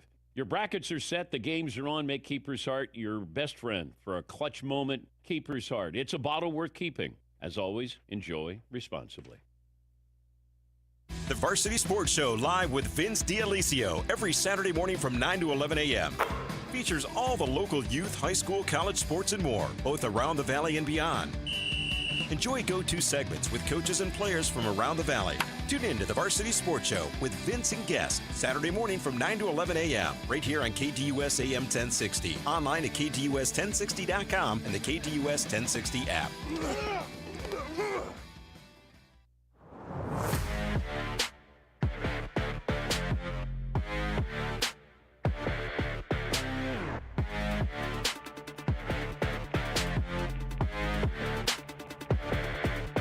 Aaron Judge, while not using the torpedo bat, leads the major leagues with 4 home runs. He is not alone in that regard, because tied with him atop the leaderboard for home runs is Eugenio Suarez, who has also hit 4 home runs to start the year.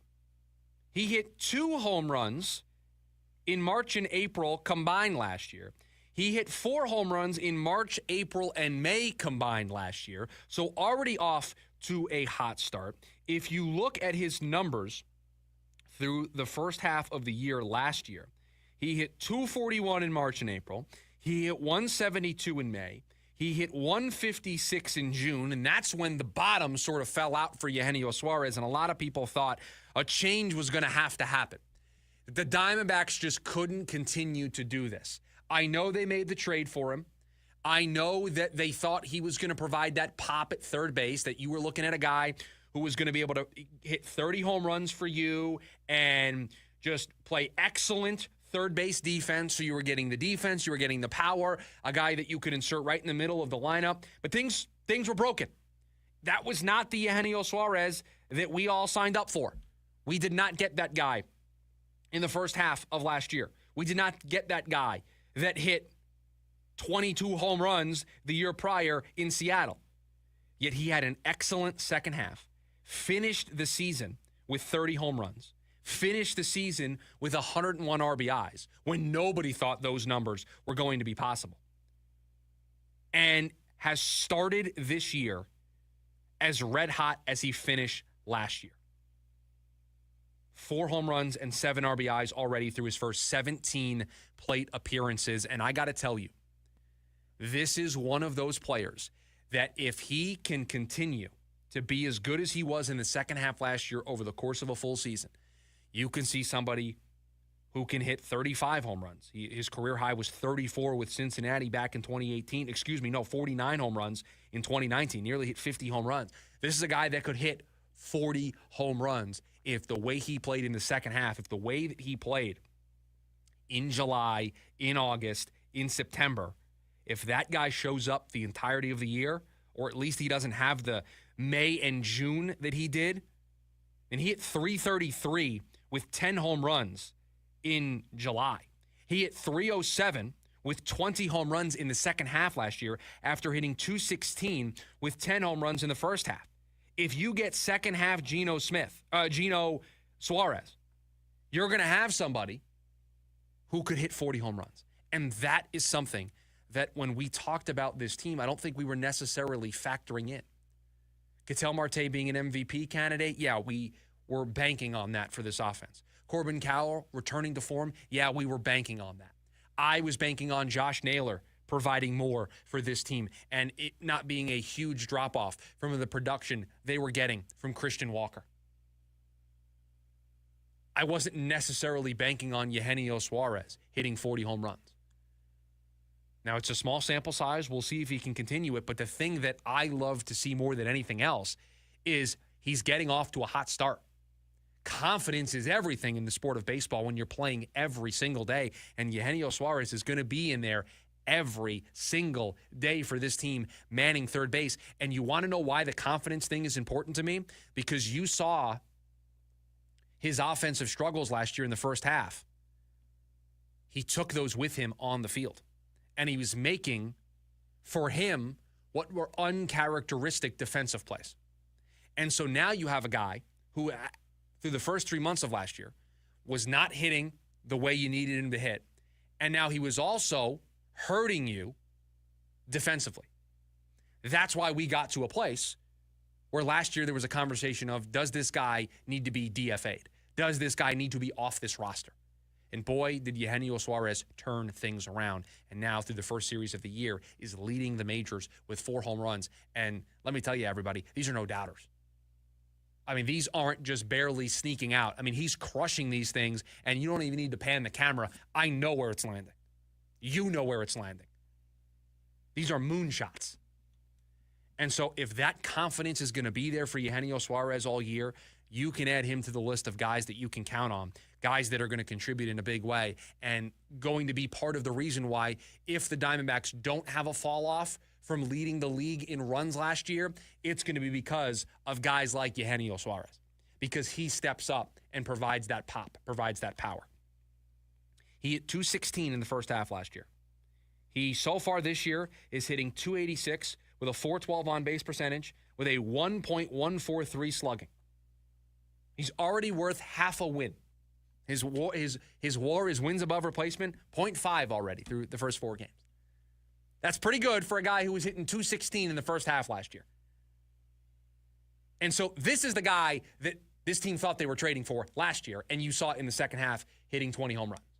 And so Suarez, Carroll, Marte, Naylor, this Gabby Moreno, who's off to a great start. This offense stepped up over the weekend. This offense showed up to start the year. And Suarez already making his mark on this lineup and does not want to be forgotten. And maybe he's hearing everybody assume that Jordan Lawler is going to be on this team at some point this year. And he's saying, not so fast. You got Perdomo to an extension, so he's not taking over the shortstop spot. So the other place he can play, the other place that they're considering Jordan Lawler is third base. Well, that's where I play. So I'm going to make it difficult for them. And you can bet that Eugenio Suarez is making that decision, if it were ever to come to a head, making that decision very, very hard with the way that he has started. So this offense, the story for me so far, we've spent a lot of time on it here today on the show, but it's because everybody is contributing. And when everybody is contributing, that can lead to the types of runs that teams go on in the early part of the season, or sometimes in the middle part of the season, or sometimes even late, as the Detroit Tigers is last year. If everybody's hot at one time, it doesn't matter who's on the schedule. It doesn't matter who's on the bump in front of you. You just go out there and you just stack some wins. Now, unfortunately, they were unable to do that over the weekend. They only were able to split that series. And so that's why I kind of like that that's the way the first series went for them, and I kind of like that they're now going to immediately be battle-tested, that immediately they're going to have to face the New York Yankees. Immediately, they're going to face the best offense so far. They're going to face those torpedo bats, and we're going to see if this offense is for real, if this offense is going to be able to keep up. But Eugenio Suarez and Aaron Judge, the Major League Baseball home run leaders, battling it out here later on this week. And let's face it, you're going to get some of the best here for the Yankees. You get Carlos Rodon, who was their opening day starter. So you get him on Wednesday, but you get Will Warren and Carlos Carrasco to bookend this series starting tomorrow. A huge advantage for you, Burns versus Warren, and then I think a huge advantage in the third game of this series, Kelly versus Carrasco. Well, let's not get too ahead of ourselves here when talking about this team. They're back in action tomorrow with Burns making his first start, 4:05, as they have a 6-game road trip here. First, we'll go to the Bronx to take on the Yankees, and then they'll take on the Washington Nationals.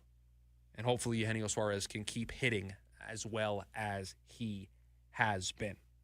When we come back, was last night the last time we've seen Kevin Durant suit up for the Phoenix Suns? We'll talk about it next. It's the lunch break, KDUS, AM 1060. Ready to tackle each morning with the best sports information coming at you? I'm going to take a logical approach. Get that weekday mornings on KDUS AM 1060 from 6 to 9 a.m. with the Dan Patrick Show. Dan Patrick, the Danettes, sports icons, sports legends, celebrities, poll questions. The Dan Patrick Show has it all. It's a crapshoot. Be sure to lock your dials to AM 1060 or 100.7 HD2 from 6 to 9 a.m. Mornings just got better. This story is about us.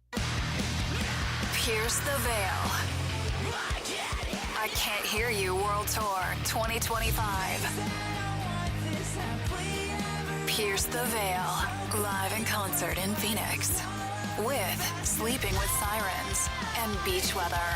Live at Talking Stick Resort Amphitheater, June 15th. Get tickets now at livenation.com.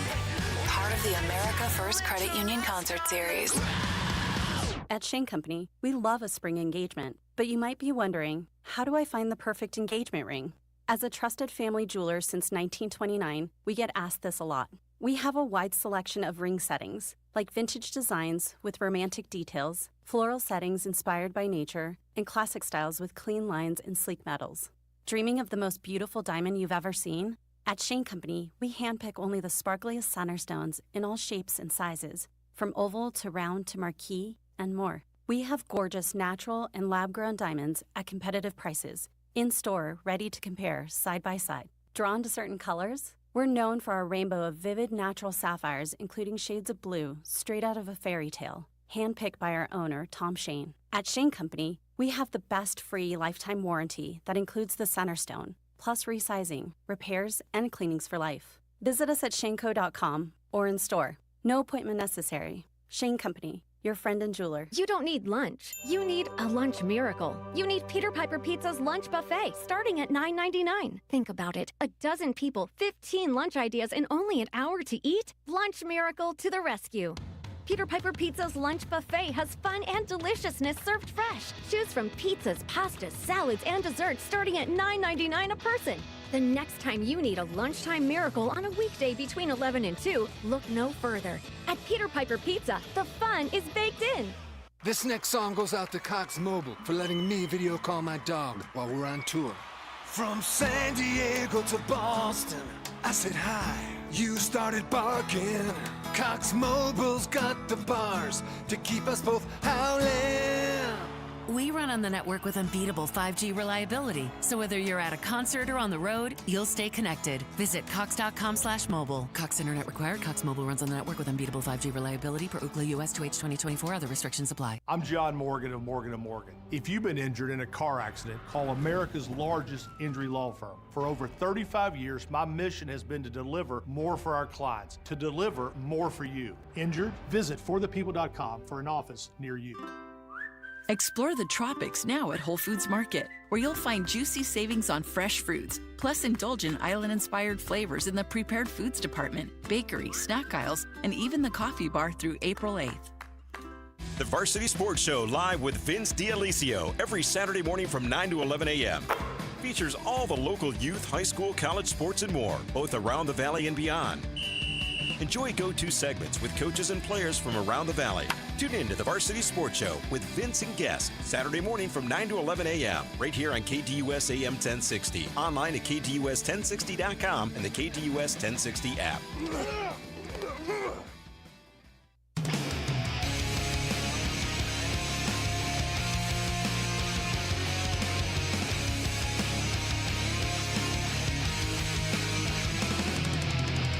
I will read directly from the tweet 36 minutes ago from Shams Charania. Phoenix Suns all-star Kevin Durant is expected to miss at least 1 week through the team's 3-game road trip with a left ankle sprain. Sources tell ESPN Suns are a game and a half out of play-in with the toughest remaining schedule in the NBA. At least a week. So that means tomorrow's April 1st. So that would be April 7th is a week from today. So what Kevin Durant will absolutely miss no matter what. We know already last night he was going to miss this entire road trip. He's going to miss Tuesday, April 1st at Milwaukee. That's tomorrow night. He's going to miss Friday, April 4th at Boston. He's going to miss Sunday, April 6th at New York at the Knicks. And then what's up in the air is a game a week from tomorrow when they take on Golden State. At least a week means we are not going to see Kevin Durant during this road trip. That doesn't tell us anything new. Golden State is still up in the air, and the 3 games after that, the final 4 games after that, are up in the air. So, was last night the last night we saw Kevin Durant in a Phoenix Suns uniform on the court playing basketball for this team? And I think the answer has to be yes. And the reason why I say it has to be yes is because if he's dealing with this ankle sprain and he's out at least a week, I'm not taking any precautions. I'm not playing for anything. I know I can try to convince myself that I'm only a game and a half out of the play-in spot. I think these 3 games, this 3-game road trip, is going to take care of that conversation. I think when the Suns return home after Sunday, April 6th, they're going to be further out than a game and a half. They could potentially be eliminated by the time we get there. It's not going to be as close as it is right now. So that excuse, you take it off the table. The more important thing is you have to trade Kevin Durant this summer. You have to. It's going to be really tough to trade Bradley Beal if you're able to do it. You're not trading Devin Booker. The one piece you have available to you to move, to try to expedite this reload pivot process so that you don't have to bottom out the way other teams in the NBA do, the way that Matt Ishbia clearly is allergic to trying. Matt Ishbia does not have the appetite to rebuild. Matt Ishbia cannot stand the word rebuild. So they don't want to do that. So your way around it is I got to keep Devin Booker. I have to hit a home run in what I get back for Kevin Durant in a trade. And then I have to nail my draft picks because that's where I'm going to build. And if I can hit some home runs, maybe not home runs, maybe just some doubles and singles in the draft, I'm going to have a deeper, more athletic roster. That's really the thing that's been missing with this team is youth and athleticism and effort level on defense. And if I'm able to do all of that, then it might not be as painful as I expect it to be. But the key part of all of that is you have to trade Kevin Durant. And the last thing I need as the front office of the Phoenix Suns, as Matt Ishbia, the owner of the Phoenix Suns, the last thing I need to have to negotiate and deal with is potentially a Kevin Durant who is injured while I am trying to trade him. I'm shutting him down for the remainder of the season. This is not about making the play-in tournament. With 7 games to go, this is about how do I set myself up for the most amount of success in 2025, 2026, and beyond. That is the only thing I need to be considering right now as an organization. And the last thing I can do is potentially rush back Kevin Durant because I, in my head, have convinced myself that the Suns are still a tough out for everybody and that if the Suns get into the play-in tournament, they could go on a run. So I rush back Kevin Durant maybe a little bit earlier to get him in there for those final 4 games, and he hurts himself even worse. And now I've got teams trying to trade for, or I'm trying to trade, an injured 37-year-old player. I can't negotiate that in the summer. I need to have Kevin Durant with a clean bill of health. There are 0 question marks about what the Houston Rockets or Dallas Mavericks or Knicks or Heat or Oklahoma City or Minnesota or whoever else is going to join this. Saw a report this morning, Atlanta was kind of interested. Whoever is going to be in the mix, I don't need those teams having question marks about Kevin Durant's health because he got hurt again rushing back from this ankle sprain. I can't have that on my plate. I can't get a lesser return because Kevin Durant is hurt. I can't not get the right amount of draft picks and the right amount of young players because teams are hesitant about trading for Kevin Durant because he's dealing with a broken ankle, or he comes back from the ankle sprain and he hurts something else. He hurts a knee. And now there's potentially surgery involved, and now there's rehab. And don't give other teams a way out. Don't give other teams a built-in excuse to go to their fan base and say, I just couldn't do it. Can't trade for a 37-year-old player who is oft injured and now is dealing with a major injury at this stage of his career. Because if you don't have a trade partner for Kevin Durant, you are in big, big, big trouble. Because then you are forced to run this back. You are forced to be handcuffed. Now, I don't expect that to be the case. I expect this team to be able to trade Kevin Durant in the summer. But don't open up other doors for bad possibilities. We've seen what that's looked like this season. Don't invite more trouble in the summer. So last night, a 148-109 loss to the Houston Rockets on Sunday, March 30th. If it was me in charge, that would have been the last game that Kevin Durant played. When I got news that he's hurt and the MRI came back and now he's going to miss at least a week, he's going to miss at least 3 games of the final 7, I'm good. Shut him down. And there's probably part of me deep down, if I'm somebody in that building, that's probably rooting for this 3-game road trip to be 3 losses. So there's not even a debate about bringing Kevin Durant back on that game Tuesday, April 8th, home against Golden State. You don't even need to have the conversation. And you know what? If last night was the end, if last night was the last time we saw Kevin Durant, unfortunately, this is sad to say, isn't it kind of a fitting end for the tenure of Kevin Durant? To go out disappointed, to go out wondering what could have been, wondering what went wrong. That's kind of been the questions we've been asking since Kevin Durant got here. And those are all the questions that we're asking after last night's game. Kevin Durant's tenure, not all his fault. In fact, I don't know how much of it I put on Kevin Durant. Kevin Durant came here and he balled out. And he was still that all-time great player that he was when he was in Brooklyn, that he was when he was in Golden State, in Oklahoma City. He was that player. There were countless number of times where he willed the Suns to victory.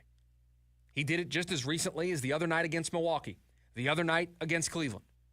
So you don't have to go that far back to see those types of performances. But Kevin Durant's tenure is going to be remembered for the disappointment that it was. 1 playoff series win,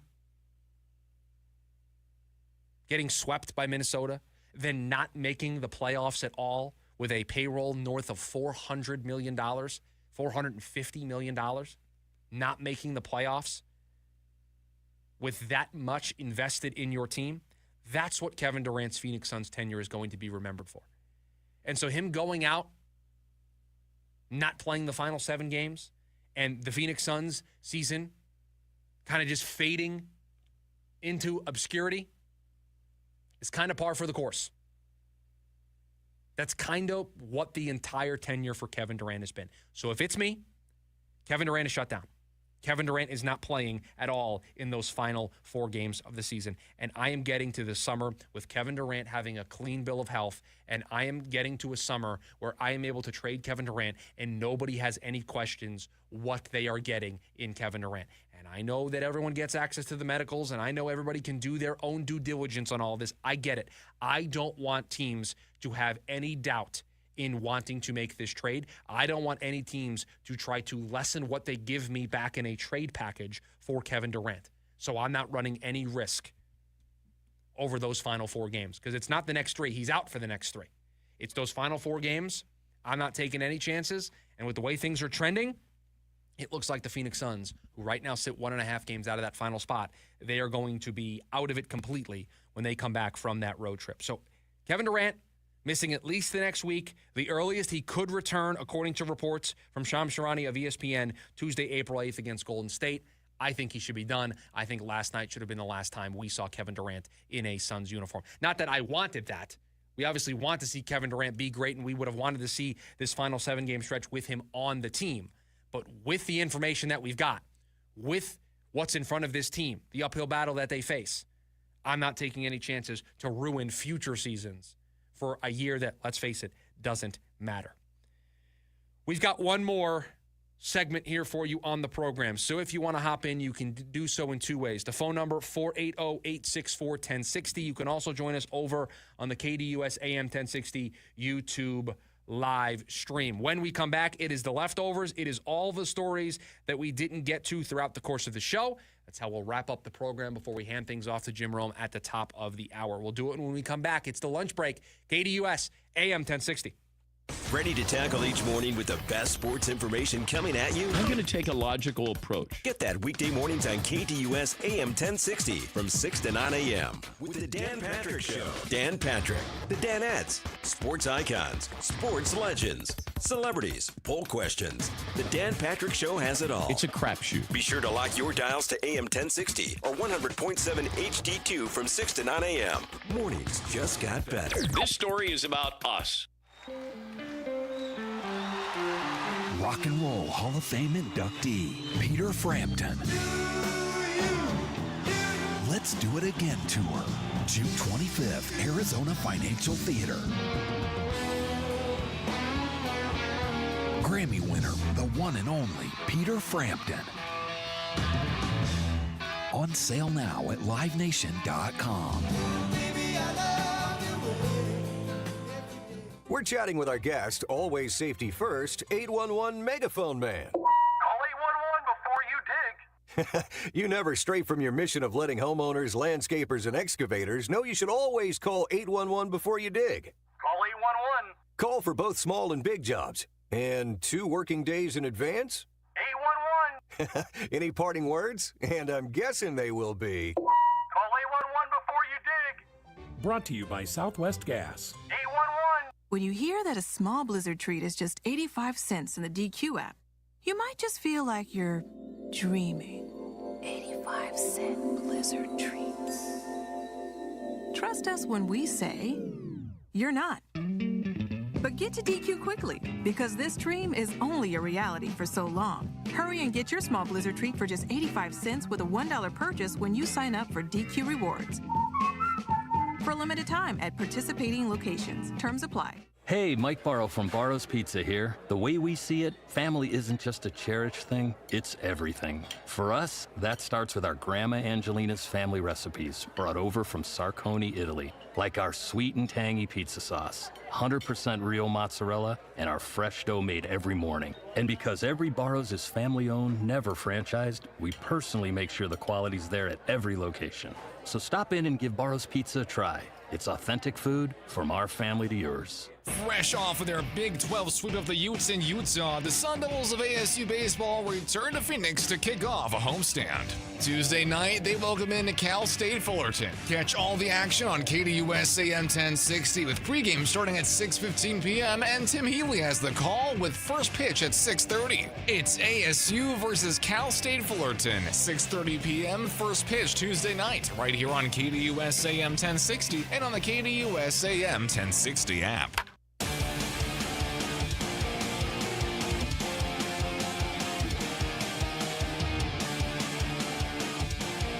Back to close up here on the lunch break, KDUS AM 1060.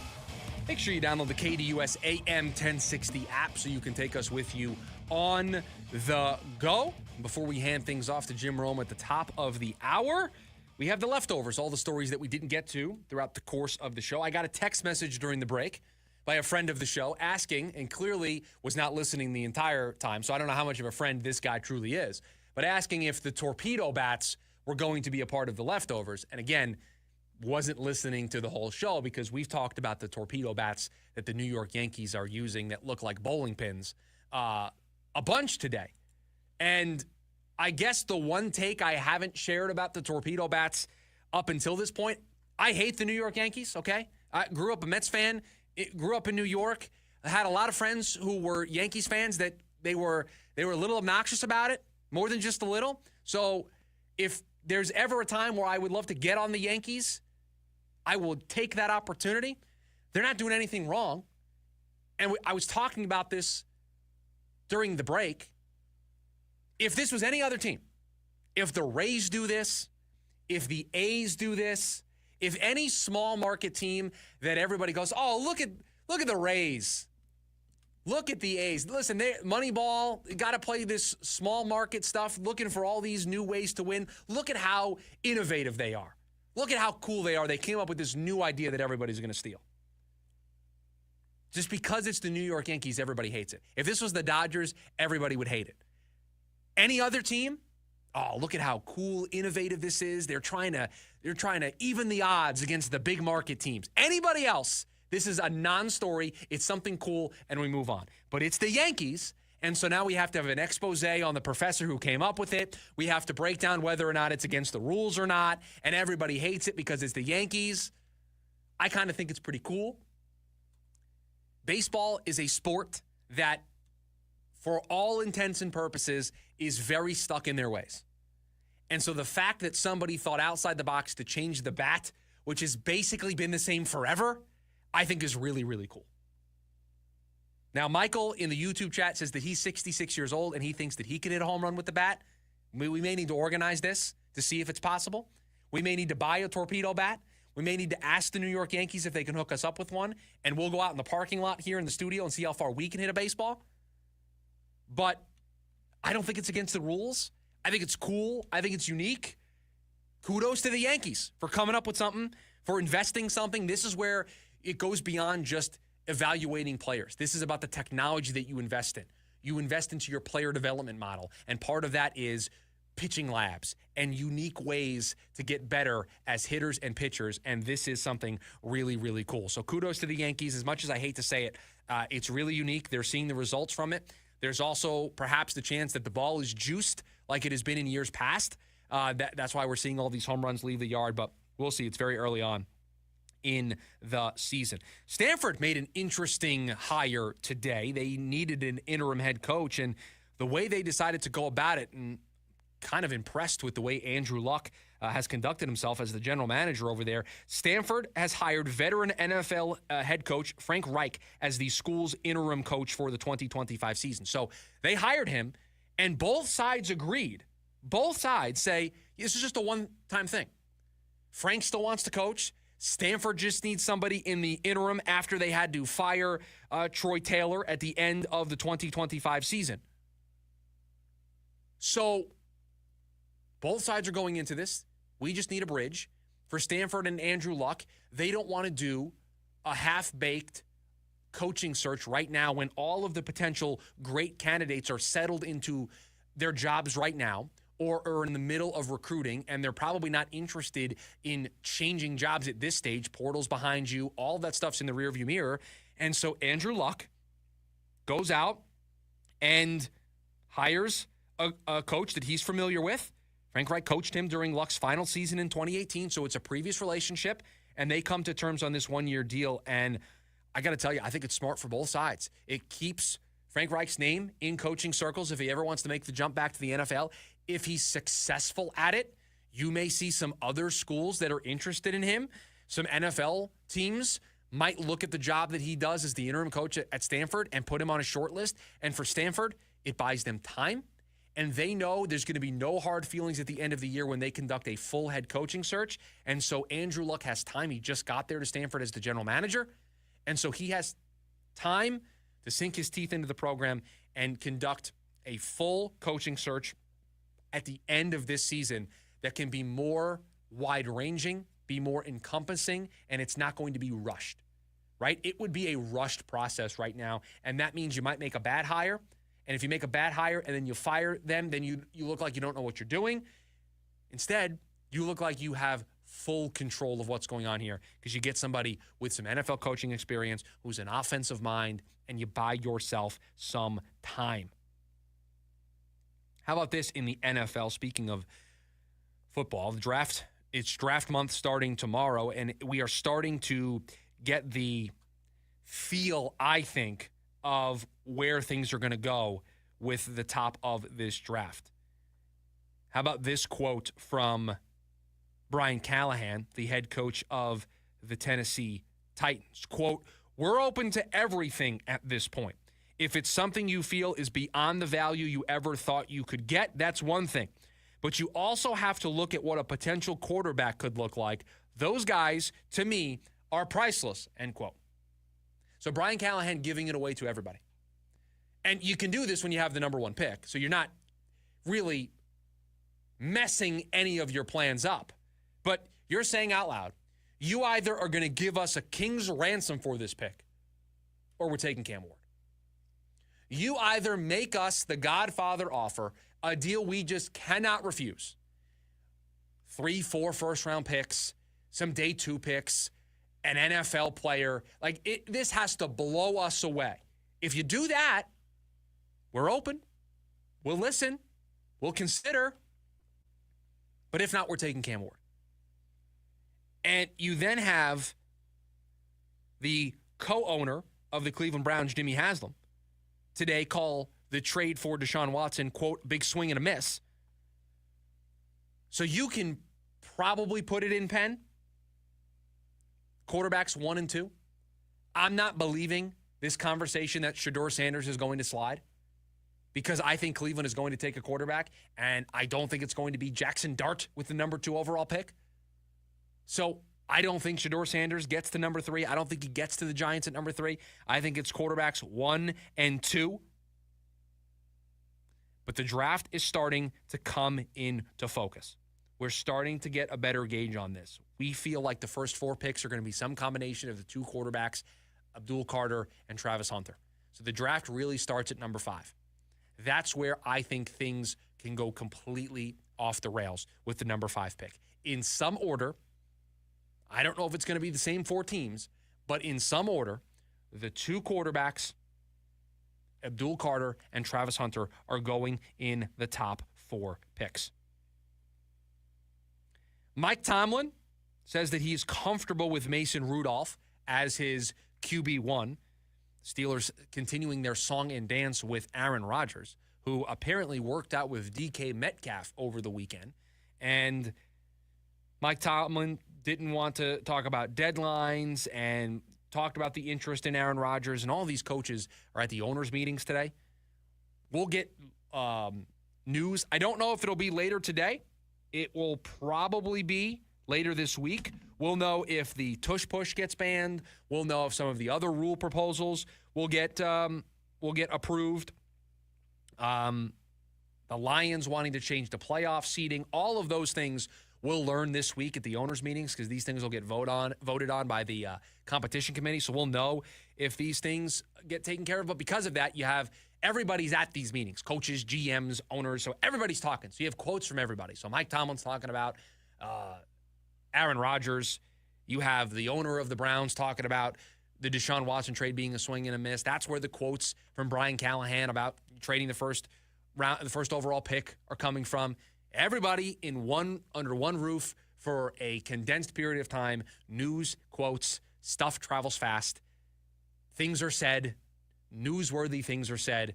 It's stuff for us to react to. So you're going to see more of that over the course of the week, and we'll see some of these rule changes from the NFL perspective. If you're just joining us and you didn't hear the news in the last segment, Kevin Durant expected to miss at least 1 week. We already knew after last night the expectation was that he was not going to join the team on this road trip, and that road trip matches up with that 1 week timetable. So if Kevin Durant returns to the Suns lineup, the earliest it would be is a week from tomorrow when they take on Golden State at home. Speaking of basketball, the Cleveland Cavaliers won their 60th game over the weekend. They won 60 games for the first time without LeBron James. The last time they won 60 games was 2009 and 2010. They went 61-21. The franchise high mark is 66-16. They did that in 2008 and 2009, and those were the final 2 seasons of LeBron James's first stint with the Cleveland Cavaliers. So the Cavs win 60 games for the first time, and there's not a guy's last name that says James on the back of those Cavs jerseys. So kudos to them. The question mark, I think, on the East Coast side of things when we get to the NBA playoffs is, are they for real? Are they able to get it done in the postseason despite their regular season success? That is going to do it for us here on this edition of the program. If you missed anything, check out the Lunch Break podcast wherever you get your podcast. Jim Rome, he is coming up next. Producer Corey, thank you for all that you do, even though it wasn't a whole lot today. Everybody, have a great rest of your Monday. We'll talk to you tomorrow. See ya!